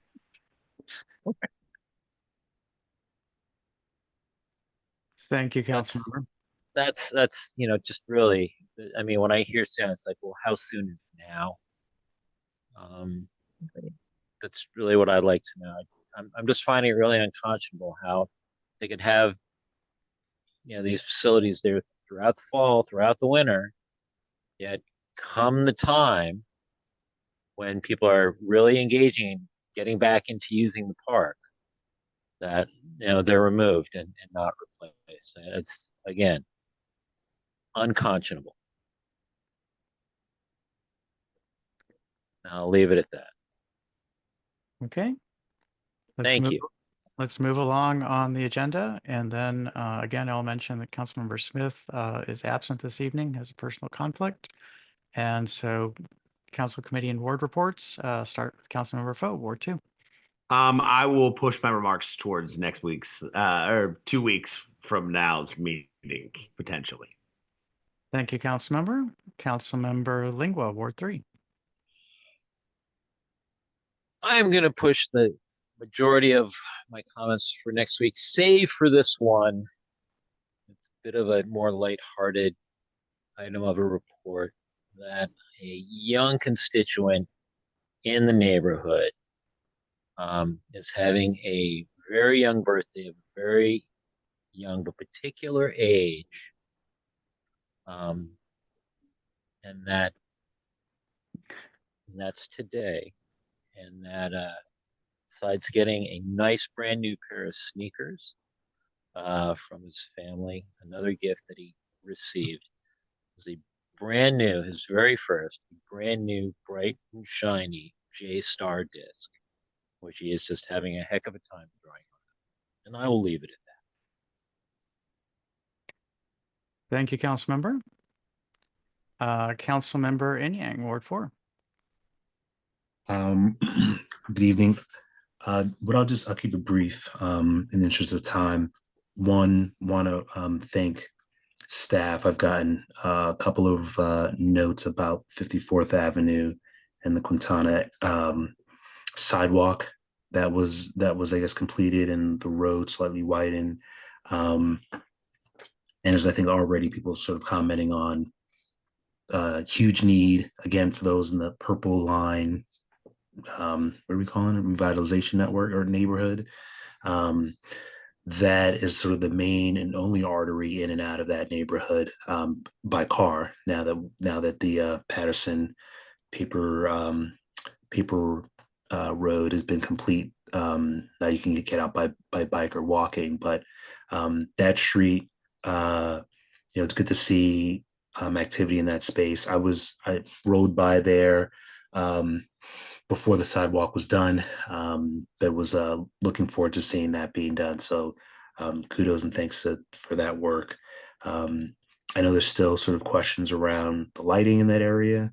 I think that corner is still dark with no lights, and I know there are questions around Pepco about putting lights on the poles, but we'll take small steps. So grateful for that. And the only other one was around the stop sign cameras. I noticed the stop sign cameras being pretty noticeable, like around the elementary school, but on Woodbury Street in Riverdale Park Station, they are invisible. Like you'd have to know that the Christmas light looking thing going to the camera is not just for lights in the trees. And so I'm curious to sort of know what information we gather from there. Like I mentioned before, I think there are probably other intersections that are even bigger violations of stop signs, and so I think whatever we find there will be interesting. But curious to sort of see if there's a timeline on when we'll get that information back across all the sort of stop sign data that they've been collecting, because I know, unlike the big black box that kind of lets you know that something's there, this is very much incognito. And that's I'll say the rest of my comments for 2 meetings from now. Thank you. Thank you, Councilmember Inyang. Do you want an answer from staff about your question on stop sign cameras before we move on? Yeah, just if there's a collection, like a date for when the data will be collected or finalized. It's my understanding, and Chief or Deputy Chief chime in here, but it's my understanding we're expecting the initial data later this week. And then we'll review it, and then we'll be talking to the council hopefully on the 12th. Great. Thank you. Okay. Moving on, Councilmember Kellon, Ward 6. Yes, Mr. Mayor, thank you. Thank everybody on the forum. The other thing that I have to say, I was lucky to meet with the new train, the purple train, when they were testing it by Veteran Highway. Man, the train is beautiful, man. Very beautiful. So I hope they will try to finish this train, this construction, so that we can have a rest, because many people, their vehicle have having a problem with it.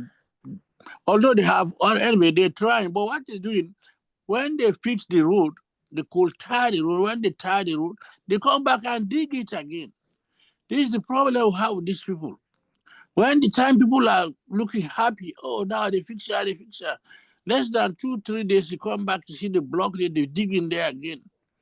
But anyway, the new train is beautiful, man. When you say that train, man, you will admire it. So anyway, in my own word, I think the only thing that, like Spring Lane, that corner is very dark, and the speed hump that I talk about, the 54th Avenue, let the town manager and staff and others to see about this, so that we can get some relief in that area. So if I reach there, let me stop here. Thank you, sir. Thank you, Councilmember Kellon. I'm glad to hear you were able to go to the demonstration of the train. That's fantastic news. I wish I could have made it. I had a work conflict and couldn't do it. Mr. Town Manager, I presume the projects for speed humps and the lighting brought up by Councilmember Kellon are still underway and should be wrapped up in the timeframe. Director Lewis, do you have a time frame when we're going to be bringing the next series of road projects forward that would include the speed humps? I think in May, if not the legislative meeting at the end of the month. I have a preliminary set of engineering plans from the engineer. And so I expect to have it before the council in May. Great.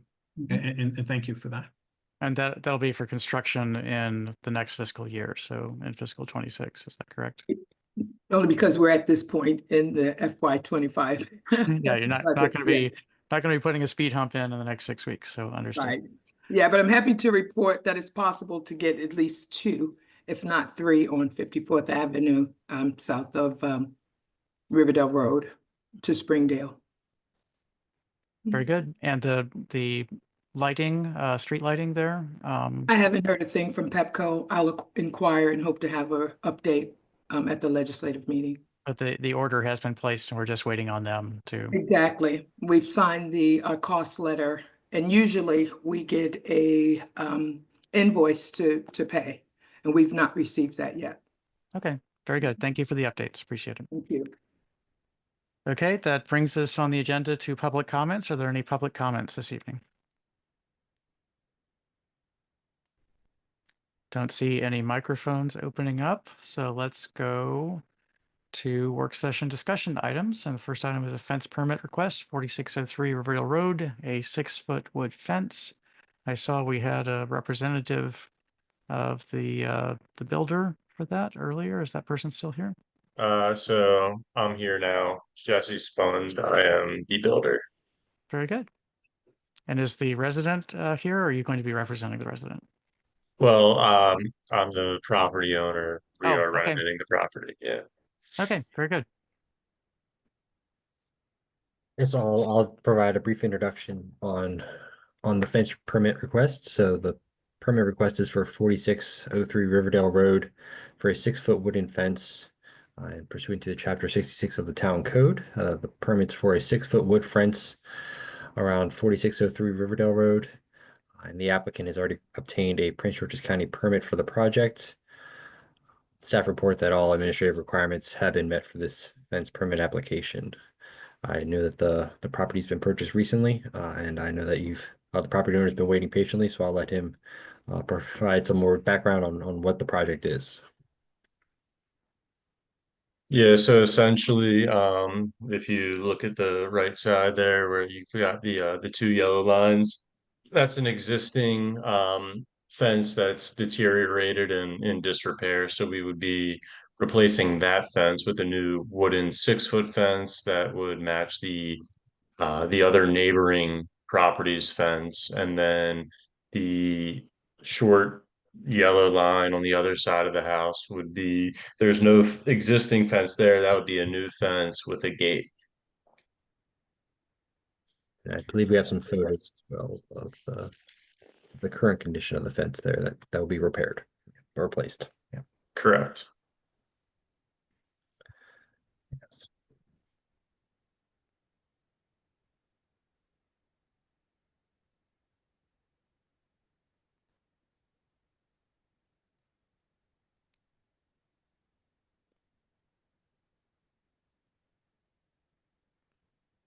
Okay, so the representative from Ward 1, and you are in Ward 1, is not here this evening. Councilmember Smith is not here. Can you show me the image again of where there's a neighboring fence that this would match up to? Do you have an image of that? I can. No, it's not that one. It's on the other side. I can show you a picture. Hold on one second. Okay, so the right hand, the newish looking Correct. on the right Yeah. is what it would match to. And Yep, right behind that bush. And so and that's for the large installation of your fence, or that's for the little piece that connects the house to? That would be both. So if you're looking at that photo there, see where that like white Yes. vinyl fence is in the back? Yeah, so that's where the short part of the fence would be with a gate to get to the backyard. Okay. And then if you scroll through the photos, and then it would be there as well. No gate on that side. Okay, and the no gate is pretty close to the front building line of the house, is that right? That is correct. And the gate is further back towards the back. That's correct.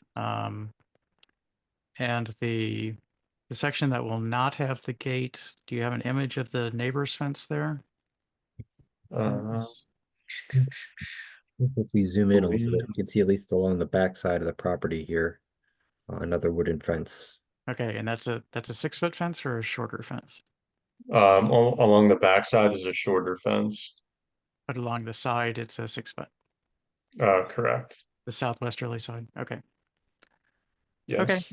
And Have you spoken to your neighbors and do they have any concerns about this? Uh, I don't believe so. The builder that, or, my partner who's been on site, I don't know if he's had any conversations with the neighbors, but particularly about the fence, but just in terms of throughout the project and the construction, there haven't been any issues. Okay, and also just to be clear, you are the resident of this house, or you're going to be the resident, or you're just fixing it up? I'm the homeowner who's renovating the property. Okay, okay, very good. I think we have enough answers, and if I will speak to Councilmember Smith during the week, and if he is amenable to it, it will go on to the what's called the consent agenda for the legislative session, and there'll be no need to discuss it any further. It'll just be moved for approval. Okay, thank you. And he may also reach out to the neighbors. Certainly, when I was a council member, then I would go and talk to the neighbors just to make sure. But just Okay. wanted to make you aware of the process. So thank you. Sounds good. And what would the turnaround time be on that? I believe it's going to be about 2 weeks before. So next week is the election, and we typically don't process any business on election night except accepting the results. And then the Right. week after that, on the Monday, would be the legislative session where the council would vote. Okay. Okay. Thank you. Sure. Okay, moving on the agenda. The next item on the agenda is I guess I should ask if there's any council discussion, any additional council discussion or public comments on this before we move on. Okay, next item on the work session discussion items is fiscal year 2025 budget, community grants, slide item 8701, fire department. Good evening, Mr. Mayor and members of the council. The memo is short and concise, but I believe is clear in the question that I have of the council in regards to the fiscal 25 approved budget line item 8701. We allow for a $23,000 grant to a fire department. It says the fire department. And the volunteer fire department located on Queensberry Road has historically received this funding. What we know is that from approximately sometime in May of 2024, the fire department has delivered little to no service during this 11-month period. And so the question is, does the council direct me to release this grant to the Riverdale Fire Department, Inc., or alternatively, should we as staff then reach out to the county, determine who has been providing service, and should the grant be divided up amongst the entities that have been providing service? And so I'm looking for direction this evening, either to release the grant to who we've given the grant to historically. I've proposed another way, or maybe there's a third or fourth way to view this. And so just looking for direction this evening. Mr. Mayor? Councilmember Foe, go ahead. I think a year with a lack of service speaks to itself. So I am absolutely fine with holding the $23,000 grant from the Riverdale Park Fire Department, or the Riverdale Park Fire Department Incorporated. I don't have any recommendation for the use of that money. I know that when we had a call for service, it absolutely was Hyattsville that came for my father-in-law at our house. So I am open to that idea if council concurs.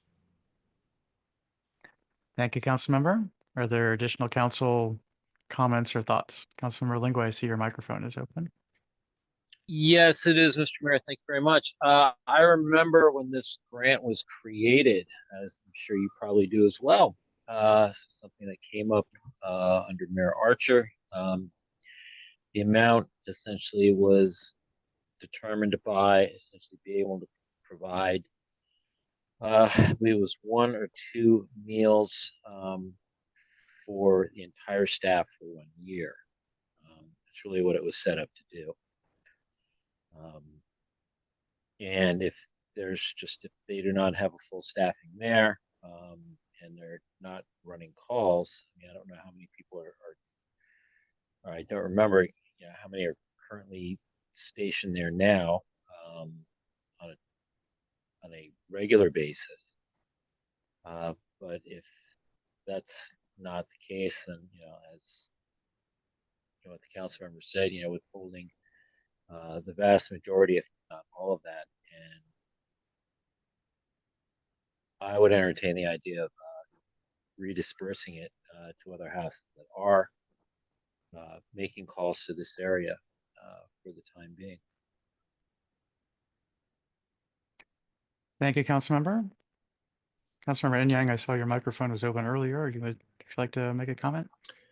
Yes, definitely on board of we should, give these funds to the departments or the companies that have been sort of servicing us, and reaching out to the county to get a percentage makes sense. I think anecdotally, and some of the reports, Hyattsville and College Park are the main ones, but I know the county sometimes will have whoever's active and nearby. But interesting to hear that this was originally, I guess, the original purpose behind this of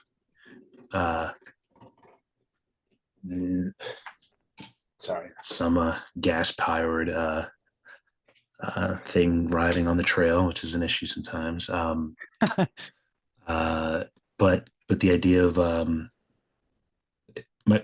so yes, I agree with the proposal as stated. My question is more so around this requirement is sort of is there like codified in a resolution that every year we have to sort of give this, or is it just tradition?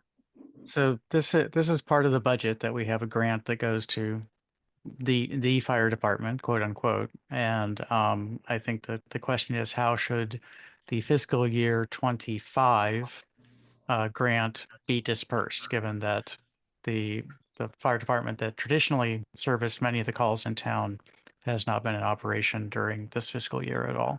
Yeah, no, I get that. I'm thinking more so like future budget years, because I know this also came up in the budget conversation maybe Thursday as well, that the similar amount was sort of like earmarked for next year. And so I guess my question is it just by tradition we just continue this every year in terms of like it has its own set line item, or are we required to have this in the budget? No, we're definitely not required. It's for many years when the volunteer fire department was running bingo nights, then they had plenty of money and had no need of a grant from us. And so, as Councilmember Lingua said, this grant came in when they were restricted from doing that, and we're in more in need of support. So there's definitely no requirement that we have it. There's no charter requirement. There's nothing that requires it at all. But it is good to show appreciation for volunteers, so that when they are hopping on a truck or into an ambulance to provide service to Riverdale Park, then they have a warm feeling about us as an entity. Warm feeling. Yeah. Additional council comments? Mr. Mayor, if I may just add on, to this discussion, and also to be kept in mind is the fact that we lease out that building, which is a town-owned building, to the volunteer fire department for the grand yearly sum of $1,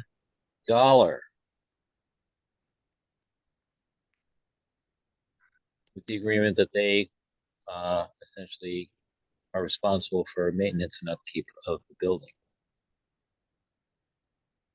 Yes. Mr. Town Manager, go ahead. Mr. Mayor, I don't want to get too far off topic, but I do believe it would be appropriate to have another conversation about the use of the building, the current agreement, and there are individuals still residing in the town's building. And the question would be whether or not that's in compliance with the existing agreement, which is to provide the fire and EMS service.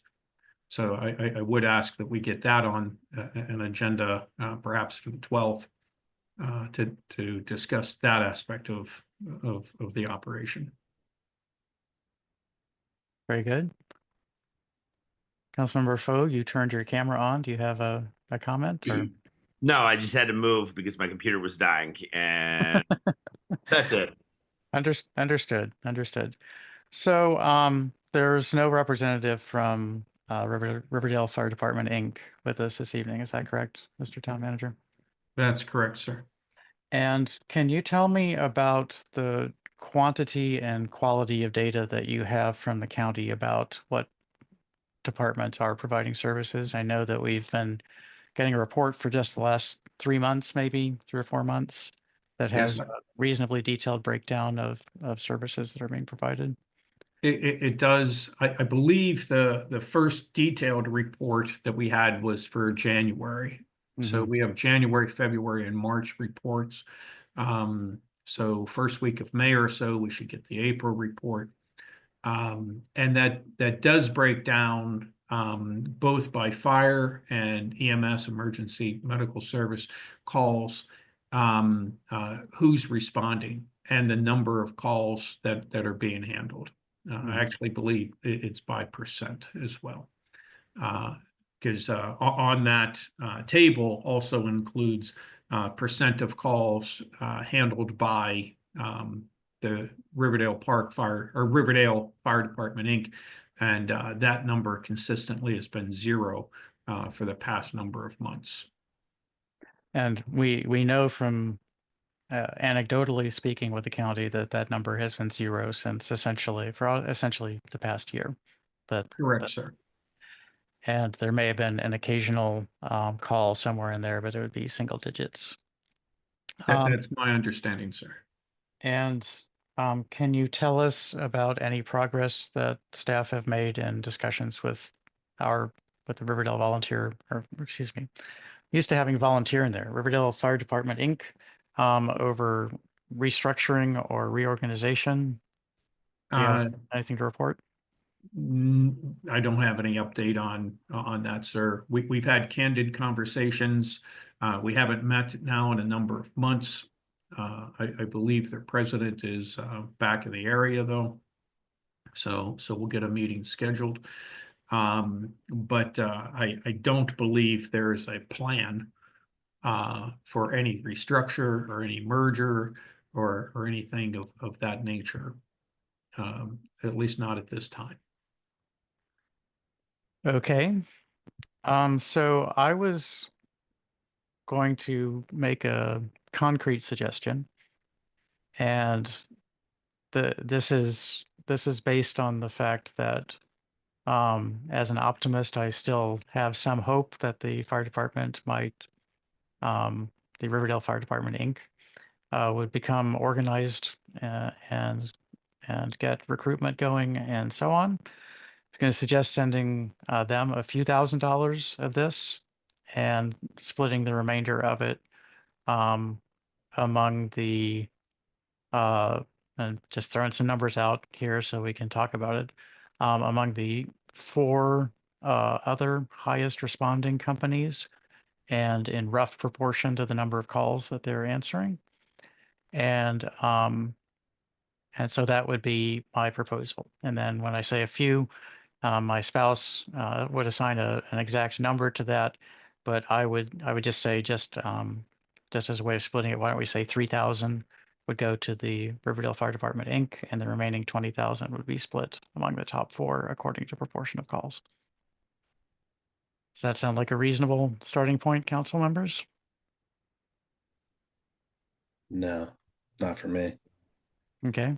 Would your proposal be a entire split, or what is your counter proposal? I think it would be if we start going down the path of essentially paying for service in some ways in terms of donation, then we can just do that. I like the idea of if we're being targeted to the sort of companies closest to us, essentially our neighbors, and sort of trying to build a relationship that way. Mhm. You know, if we, I don't know what the four, like what, companies 3 and 4 would be, if that's like, Brentwood gets, $1,500 because they did a certain amount. I mean, I guess it's not the worst thing in the world. Like, thank you for your service. But if the initial part of this was sort of as my colleague from the third ward mentioned, that it's more like, here's the cost of 2 meals for everyone that's active, roughly speaking, more like a good gesture. Thank you. We're here to support you. Then we should maybe invest in that in terms of the companies that are our closest neighbors who also happen to serve, I think, field the majority of the calls. Okay. Well, I was just trying to figure out a way to provide support to the companies that were providing support to us. And so Yeah. we could and part of the problem is that there are other pure volunteer companies that are also don't have as much coverage of time as other companies do. So nearby companies that I can think of, we know that Hyattsville is responding to a lot of our calls. We know that College Park is responding to a lot of our calls. I believe it starts with a B. It's not Brentwood. It's Bunker Hill. Bunker Hill. Thank you, Mr. Town Manager. And then Riverdale Heights is nearby, but I believe that they are also having staffing issues and are not responding to a large fraction. Yeah, I actually don't believe they've been in operation for some time, Mr. Mayor. Okay. So again, that's sort of the problem, is that the nearest neighbors may be having the same problems. And I mean, something else we could do is we could just split the remainder evenly among those 3 other companies that have been providing a large amount of services.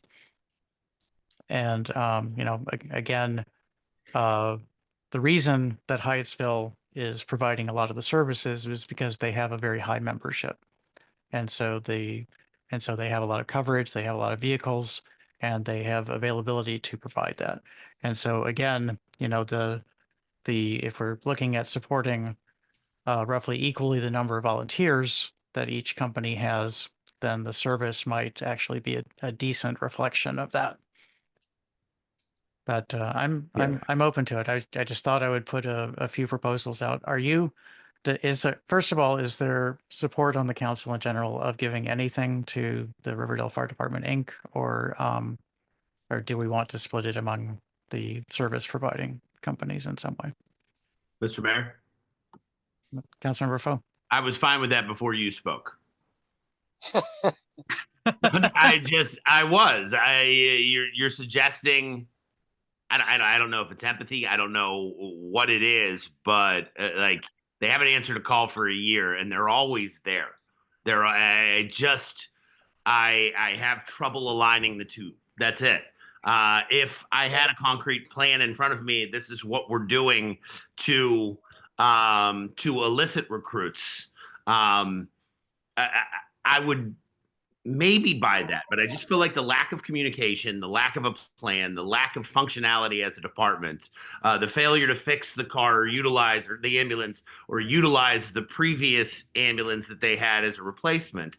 I believe accounting, and if I'm off turn here, I apologize. I believe that they had $400,000 in reserves. Am I speaking? I felt like that was information that was delivered to us. They have funding available for equipment, and the town manager can correct me for that, and an amount that's similar to that. I thought it was actually a little bit more than that, maybe $500,000. That can't be utilized for an attempt to recruit. I would suspect not. I think that the spending on that is probably fairly restricted. I don't know. I don't see the purpose at this point of continuing to supply money to people that are not providing service or any plan of any service to our community. And little to no communication about what the status of Yeah, the no, service. absolutely. If I had somebody here telling me this is the death of an institution and we're trying to fight the good fight for volunteers and we need every penny that we can to be able to get an ambulance for your community, we hear none of that. And Okay. I'm waiting and waiting and waiting, and the idea is incredible, but the follow through to action from this group is not what we as a council are trying to support. Okay.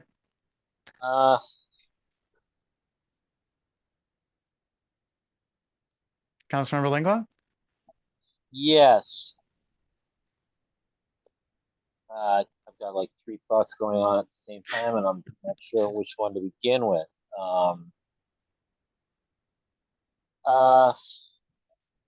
All right.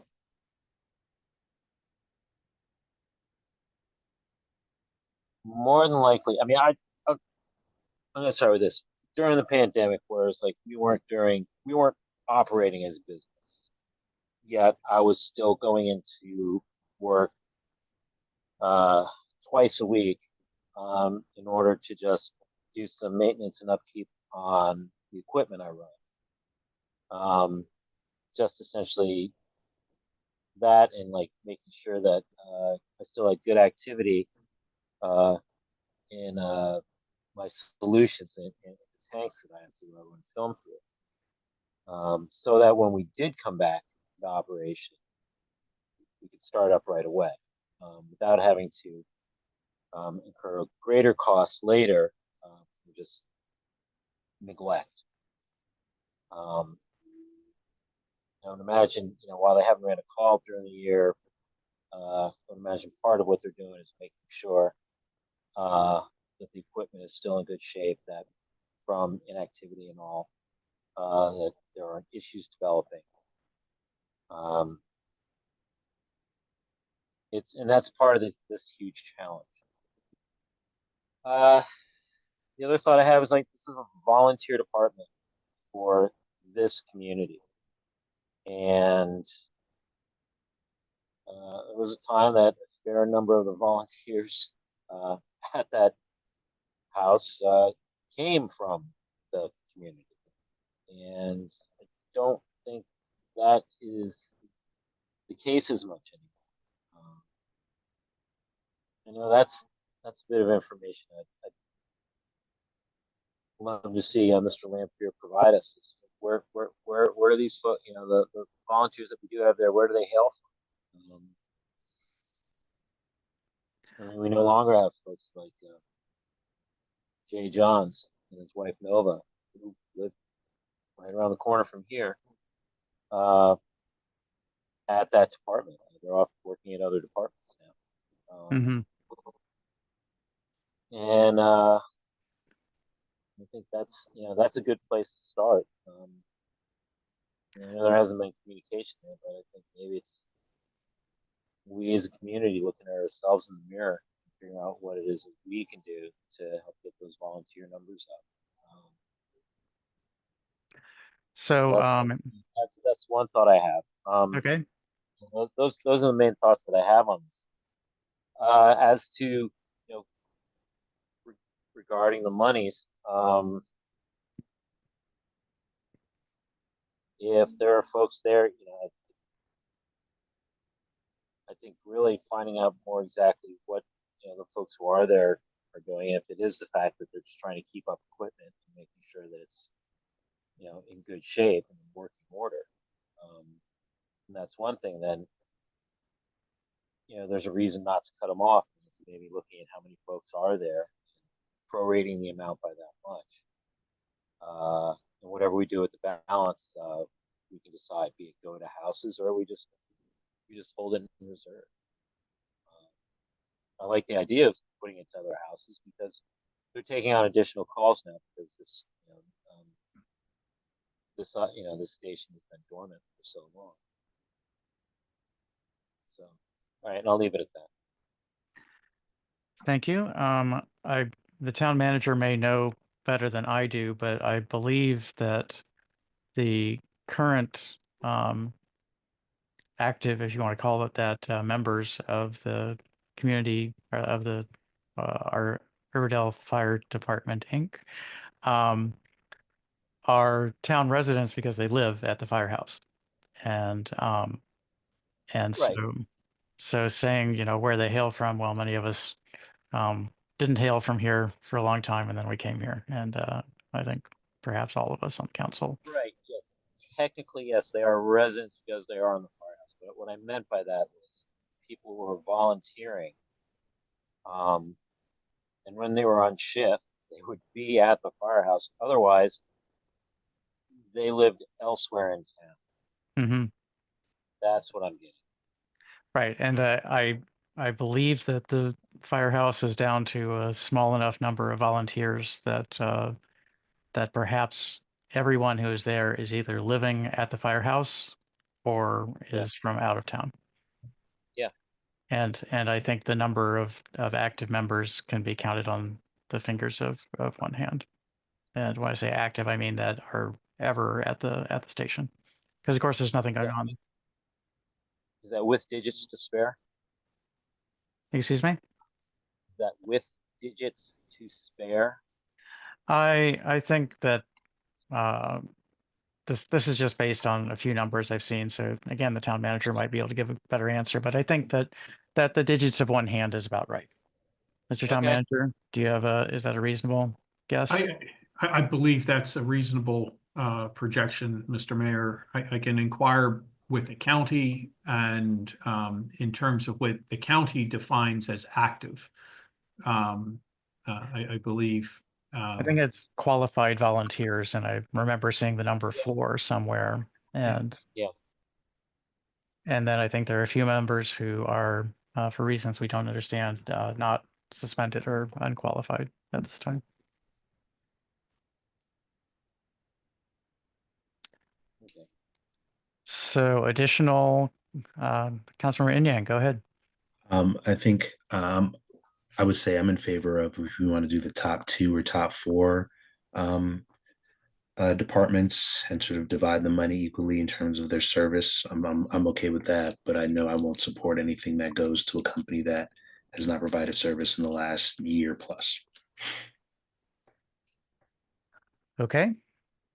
So I would say that the guidance coming from the council right now, and Councilmember Lingua, you can pipe up if you disagree with this, is that the money should be, grant should be divided among the top 2 to 4, and maybe we want to have a threshold of providing more than 15% of the calls before you can get in on the grant. Mr. Town Manager, you look like you're looking at a spreadsheet, so I am looking at a spreadsheet. I can be quiet for 30 seconds while you look at that. So what the county provides to us as I asked for stations responding to calls in town. And for example, on this most recent report, they have Hyattsville, Bladensburg, College Park, Berwyn Heights, Bunker Hill, Chilham, Delphi, Landover Hills, and others. And all others, 19 others, and that doesn't include any local or any from 807. But on that list, Hyattsville had 10, and this is for the fire calls. They had 10. Bunker Hill had 9. College Park had 8. The others are 5 or less, making up a total of 55 fire calls. And on the EMS side, 114 calls, you had Hyattsville at 33, College Park at 33, and then you have others at 18, but then Bunker Hill at 12. So it seems that College Park, Bunker Hill, and Hyattsville would be your top three. But then that's supplemented. You have Bladensburg coming in at 7, Berwyn Heights coming in at 7. So these other entities are contributing. And so however the council directs us, we'll work with the county to make sure we have good numbers and then do the math on percentages. Okay. Mayor, Mr. Councilmember Lingua, we have a resident, I believe, who has joined us, and his name is Jay. Would you like to speak before or after the resident? I will let Jay speak. Okay, Jay, please, you have the floor. Please go ahead. Yeah.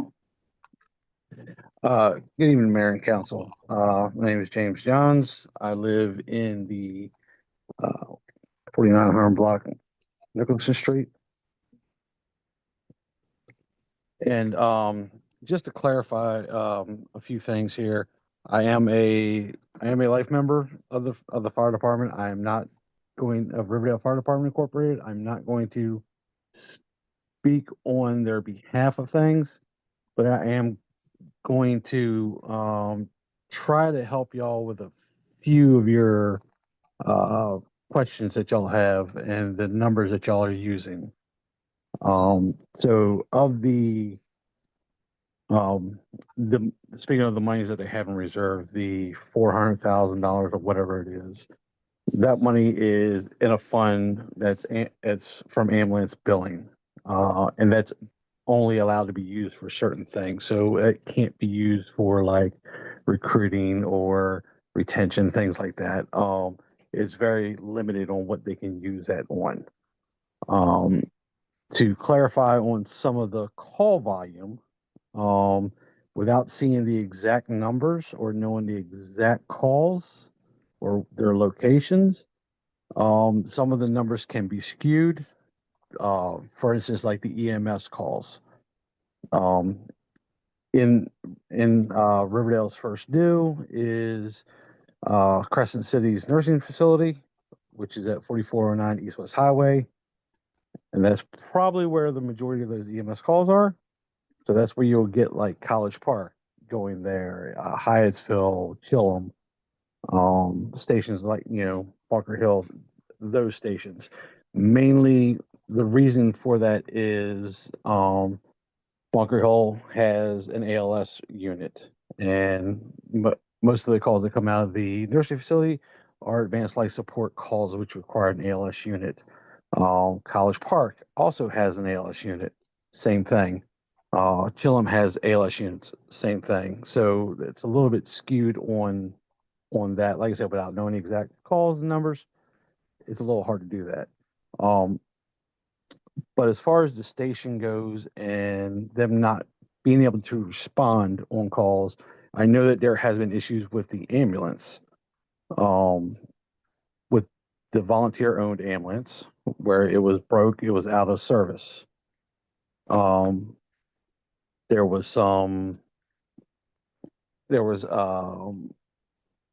other reasons with that, where the county had a reserve ambulance there, which the county took back. They cannot go in service with an engine company to run calls unless they have an ambulance in service. So they would have to go and find a reserve ambulance to put it in service to be able to run calls, which could take 2 hours to put it in service, to find one, put it in service, and then when they get done, it's going to take 2 hours to return everything back to where it goes. All right. I do know that they are recruiting and training new people, but that's not something that happens overnight. There is a long process that the county has for becoming a volunteer.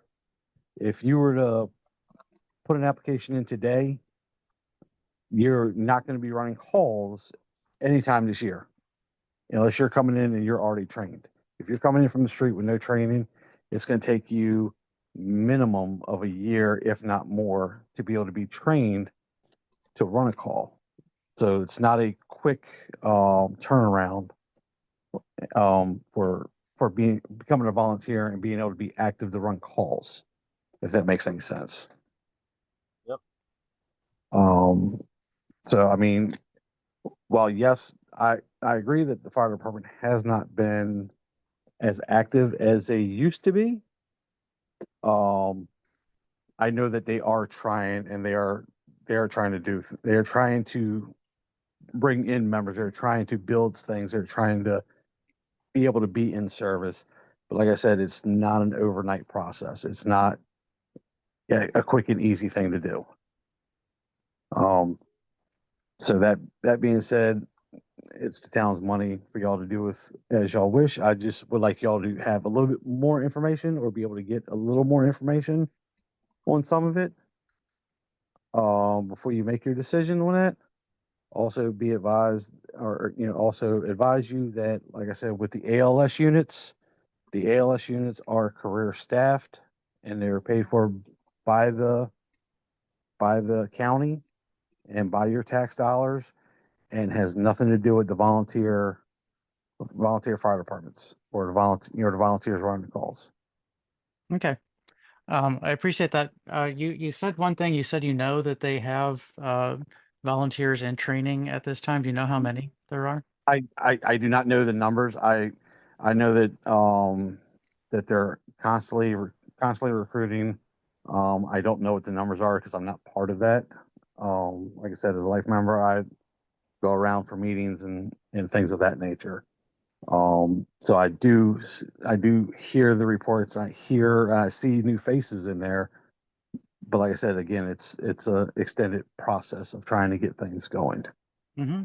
And I know they have people that are closer to being able to ride, but again, it goes back to the ambulance issue, which I believe has been resolved and should be being able to be put back in service. The Riverdale owned ambulance should be able to be put back in service and be able to run calls. Hopefully, sooner than later. Okay. It's my understanding, and again, the town manager can correct me if this is that we were told by the county that the spare ambulance was stationed at Riverdale Volunteer Fire Department Station 7, and was taken because they had not run a call on it in 3 months, maybe 4 months. Yeah, Mr. Mayor, I'd have to go back and check the information provided by the county in terms of the period, but the statement that you made that it had not been utilized, that's my recollection as well, that the county said they took it because it wasn't being used. So there was a fully qualified and ready to go immediately into service ambulance on site that was not used for some long period of time. For whatever reasons, yes, sir. And at least that's what the county has communicated to us. But may I make an additional comment, Mr. Mayor? Please. Mr. Johns, thank you very much for joining the meeting and sharing substantive information. Oh, the whole screen moved around there for a minute. I thought Mr. Johns had left the call. I do have numbers that the county provided on the breakdown of the advanced life support versus basic life support. I believe in February, it was 33 advanced life support calls, 20 basic life support calls, and 23 fire calls. And it also gets into rescue and special and different classifications like that. And then in March, though, the advanced life support was lower at 14, the basic life support higher at 23, fire was also at 23. So this is complicated stuff. I'm glad Mr. Johns is here to point this out. So And it's good to know that it's the career folks that are providing the advanced life support in terms of running those types of calls versus the volunteers. Now, I will say that Hyattsville, that Hyattsville Volunteer Fire Department does have ALS qualified personnel, and they do occasionally they do occasionally run an ALS unit out of there as volunteers. Oh, But without having that, like I said, those specific numbers broke down. mhm. It's a little hard to break all that down. But I am willing to say that not Bladensburg, that Hyattsville Volunteer Fire Department probably does run the majority of the calls in the town. And then just because of where they're located and the actual town part, they do run more. I would say probably the majority of the calls in the town. The Bunker Hill station is staffed 24 hours, 7 days a week by career personnel. Volunteers are not running calls out of there and providing service to the town. College Park, besides the ALS unit, is staffed by volunteers nights and weekends, and they are providing a service as volunteers. Bladensburg Volunteer Fire Department is 100% volunteer, so anytime they come into the town, they are volunteers providing service to the town. If you were looking for a recommendation, those would be the three that I would look to give the money to that are outside of the town. I would also, if you wanted to give money to the Riverdale Fire Department and earmark it towards recruitment, retention, whatever, then that would be something that I think could be considered and be a useful tool. Thank you. So Bunker Hill is entirely 100% career. Is that correct? Professional. Bunker Hill has a volunteer corporation, but as far as the staffing of the units on a day-to-day, it's career. The transport unit that's out of there is an ALS transport unit, which is staffed by 2 career personnel. The engine is staffed by 4 career personnel, which is also a ALS resource now. The volunteers very, very rarely run any calls out of there. Okay. Okay. Thank you. This is great information. I really appreciate you coming on and letting us know what's going on. Council members, with this new information, do you have any? Mayor, Yes. sorry, just one more quick thing. Mhm. If you take the career aspect or the career firefighter aspect out of all the stations that are around us, everybody's going to be in the same situation. Everybody's going to have low numbers. During the day, pretty much during the day, the only volunteer responses you have coming into the town would be from Bladensburg because they are 100% volunteer. Hyattsville and College Park have career staffing during the day, but they're using, it's volunteer owned apparatus. So it's, but it still hurts the volunteers if there were no career personnel. And that was the biggest thing that's happened to Riverdale over the years that caused the decline was they removed the career staffing from the state. I was on the council when that happened, and I remember it very well. That it was quite bad. I was at the station when that happened and trying to build it back up from that. So, but thank you for the time. Of course, and we very much appreciate that you came on and provided this information. Thank you. Thank you. Yay. Okay, council members. Thoughts? I think he has some good suggestions. in terms of what we could do, with this amount. We are going to make a,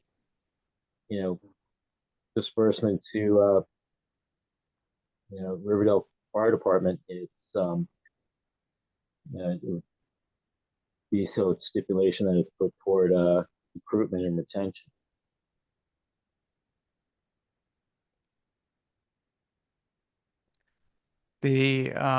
So at least council members Fo and Yang were not in favor of sending any dollars at all to Riverdale Fire Department Inc. Earlier. Have you changed your opinion, hearing that they are actively working to get some volunteers up and running? Or are you still looking at this as have another opinion? Mr. Mayor, Councilmember Fo, go ahead. I just wanted to thank Jay for coming on and helping to argue on behalf of the volunteer fire department. They're not doing that. That's my biggest concern here. This has been a process that's been going on for how long? How long have we been receiving reports, Mr. Town Manager? From whom? From the county. From the county, just the detailed reports just since January. We had the county here to speak with the mayor and council in October. And they provided an update in December. I asked for reports. They sent a general type update. I really think that the data in a table is more valuable for the council as decision makers, and in terms of what's going on, as opposed to some bulleted points of narrative. So it's just a few months, sir. Okay. I hear nothing coming from them in any way, shape, or form about retention. We occasionally get updates from Mr. Lampier emailed to us, but like the simple fact of the matter is they have not functioned since last May in service, right? Regardless of call. They've simultaneously had an ambulance that, Mr. Mayor, we have to look at records, but you're suggesting potentially 2 to 3 months without being utilized. Didn't we receive reports that they had no active members who had completed, like, was it masking requirements? I don't know if anybody remembers that component of it, but I didn't think they had not completed testing, and they were not. Maybe I'm speaking out of turn. I don't know. It's my memory that there was some qualification or training requirement, and that they were behind on that. I don't remember the details. I think I would be open potentially to a dialogue about setting money aside and maybe having a dialogue about what efforts need to be undertaken to achieve those funds. And I think that's where I would be willing to go along that line, is if we have a dialogue, if there's a portion of it, a component of it. Mr. Mayor, you had suggested 3,000, but I would want attachments to it. It would be performance based, I think. Yes, Mr. Lecition. Oh, it's not my job. Hey. It's not my job. I'm not pursuing it. Mr. Town Manager, go ahead. The most recent report we have from the county indicates that 807 has 5 eligible volunteers that are qualified to respond to calls. Okay. And Mr. Mayor, I asked for this to be on the agenda because we have to have it resolved before the end of the fiscal year. Mm-hmm. And so I would just point out that I don't need absolute direction tonight, but I will need direction on what to do with those funds, because frankly, I'm uncomfortable releasing the funds as in the budget without direction from the council, given what we know from the county. Mm-hmm. Okay. I'm certainly uncomfortable with that as well. Mr. Mayor, I'd like to direct your attention to the messages. We have a recent Yeah. message. Jay is sending messages. Says they have He's- been in service this month with a borrowed ambulance.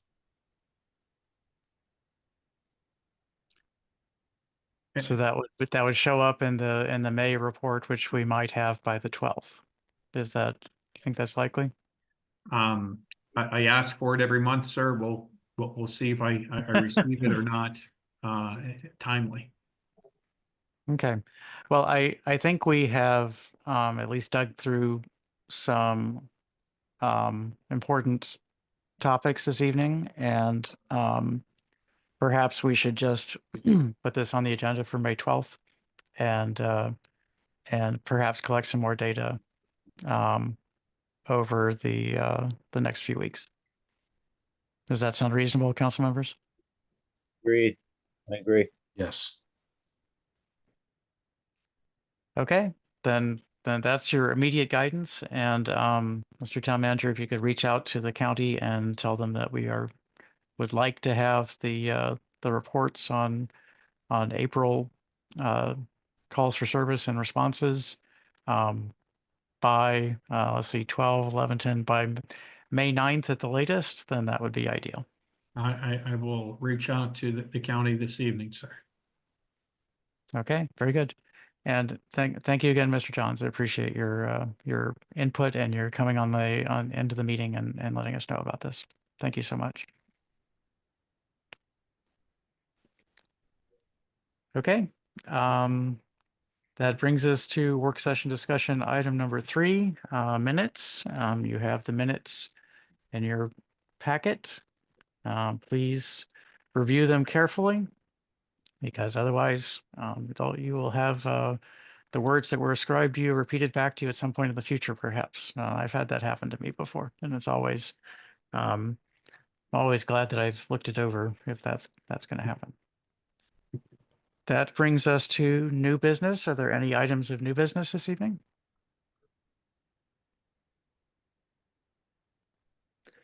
Are there any items of unfinished business?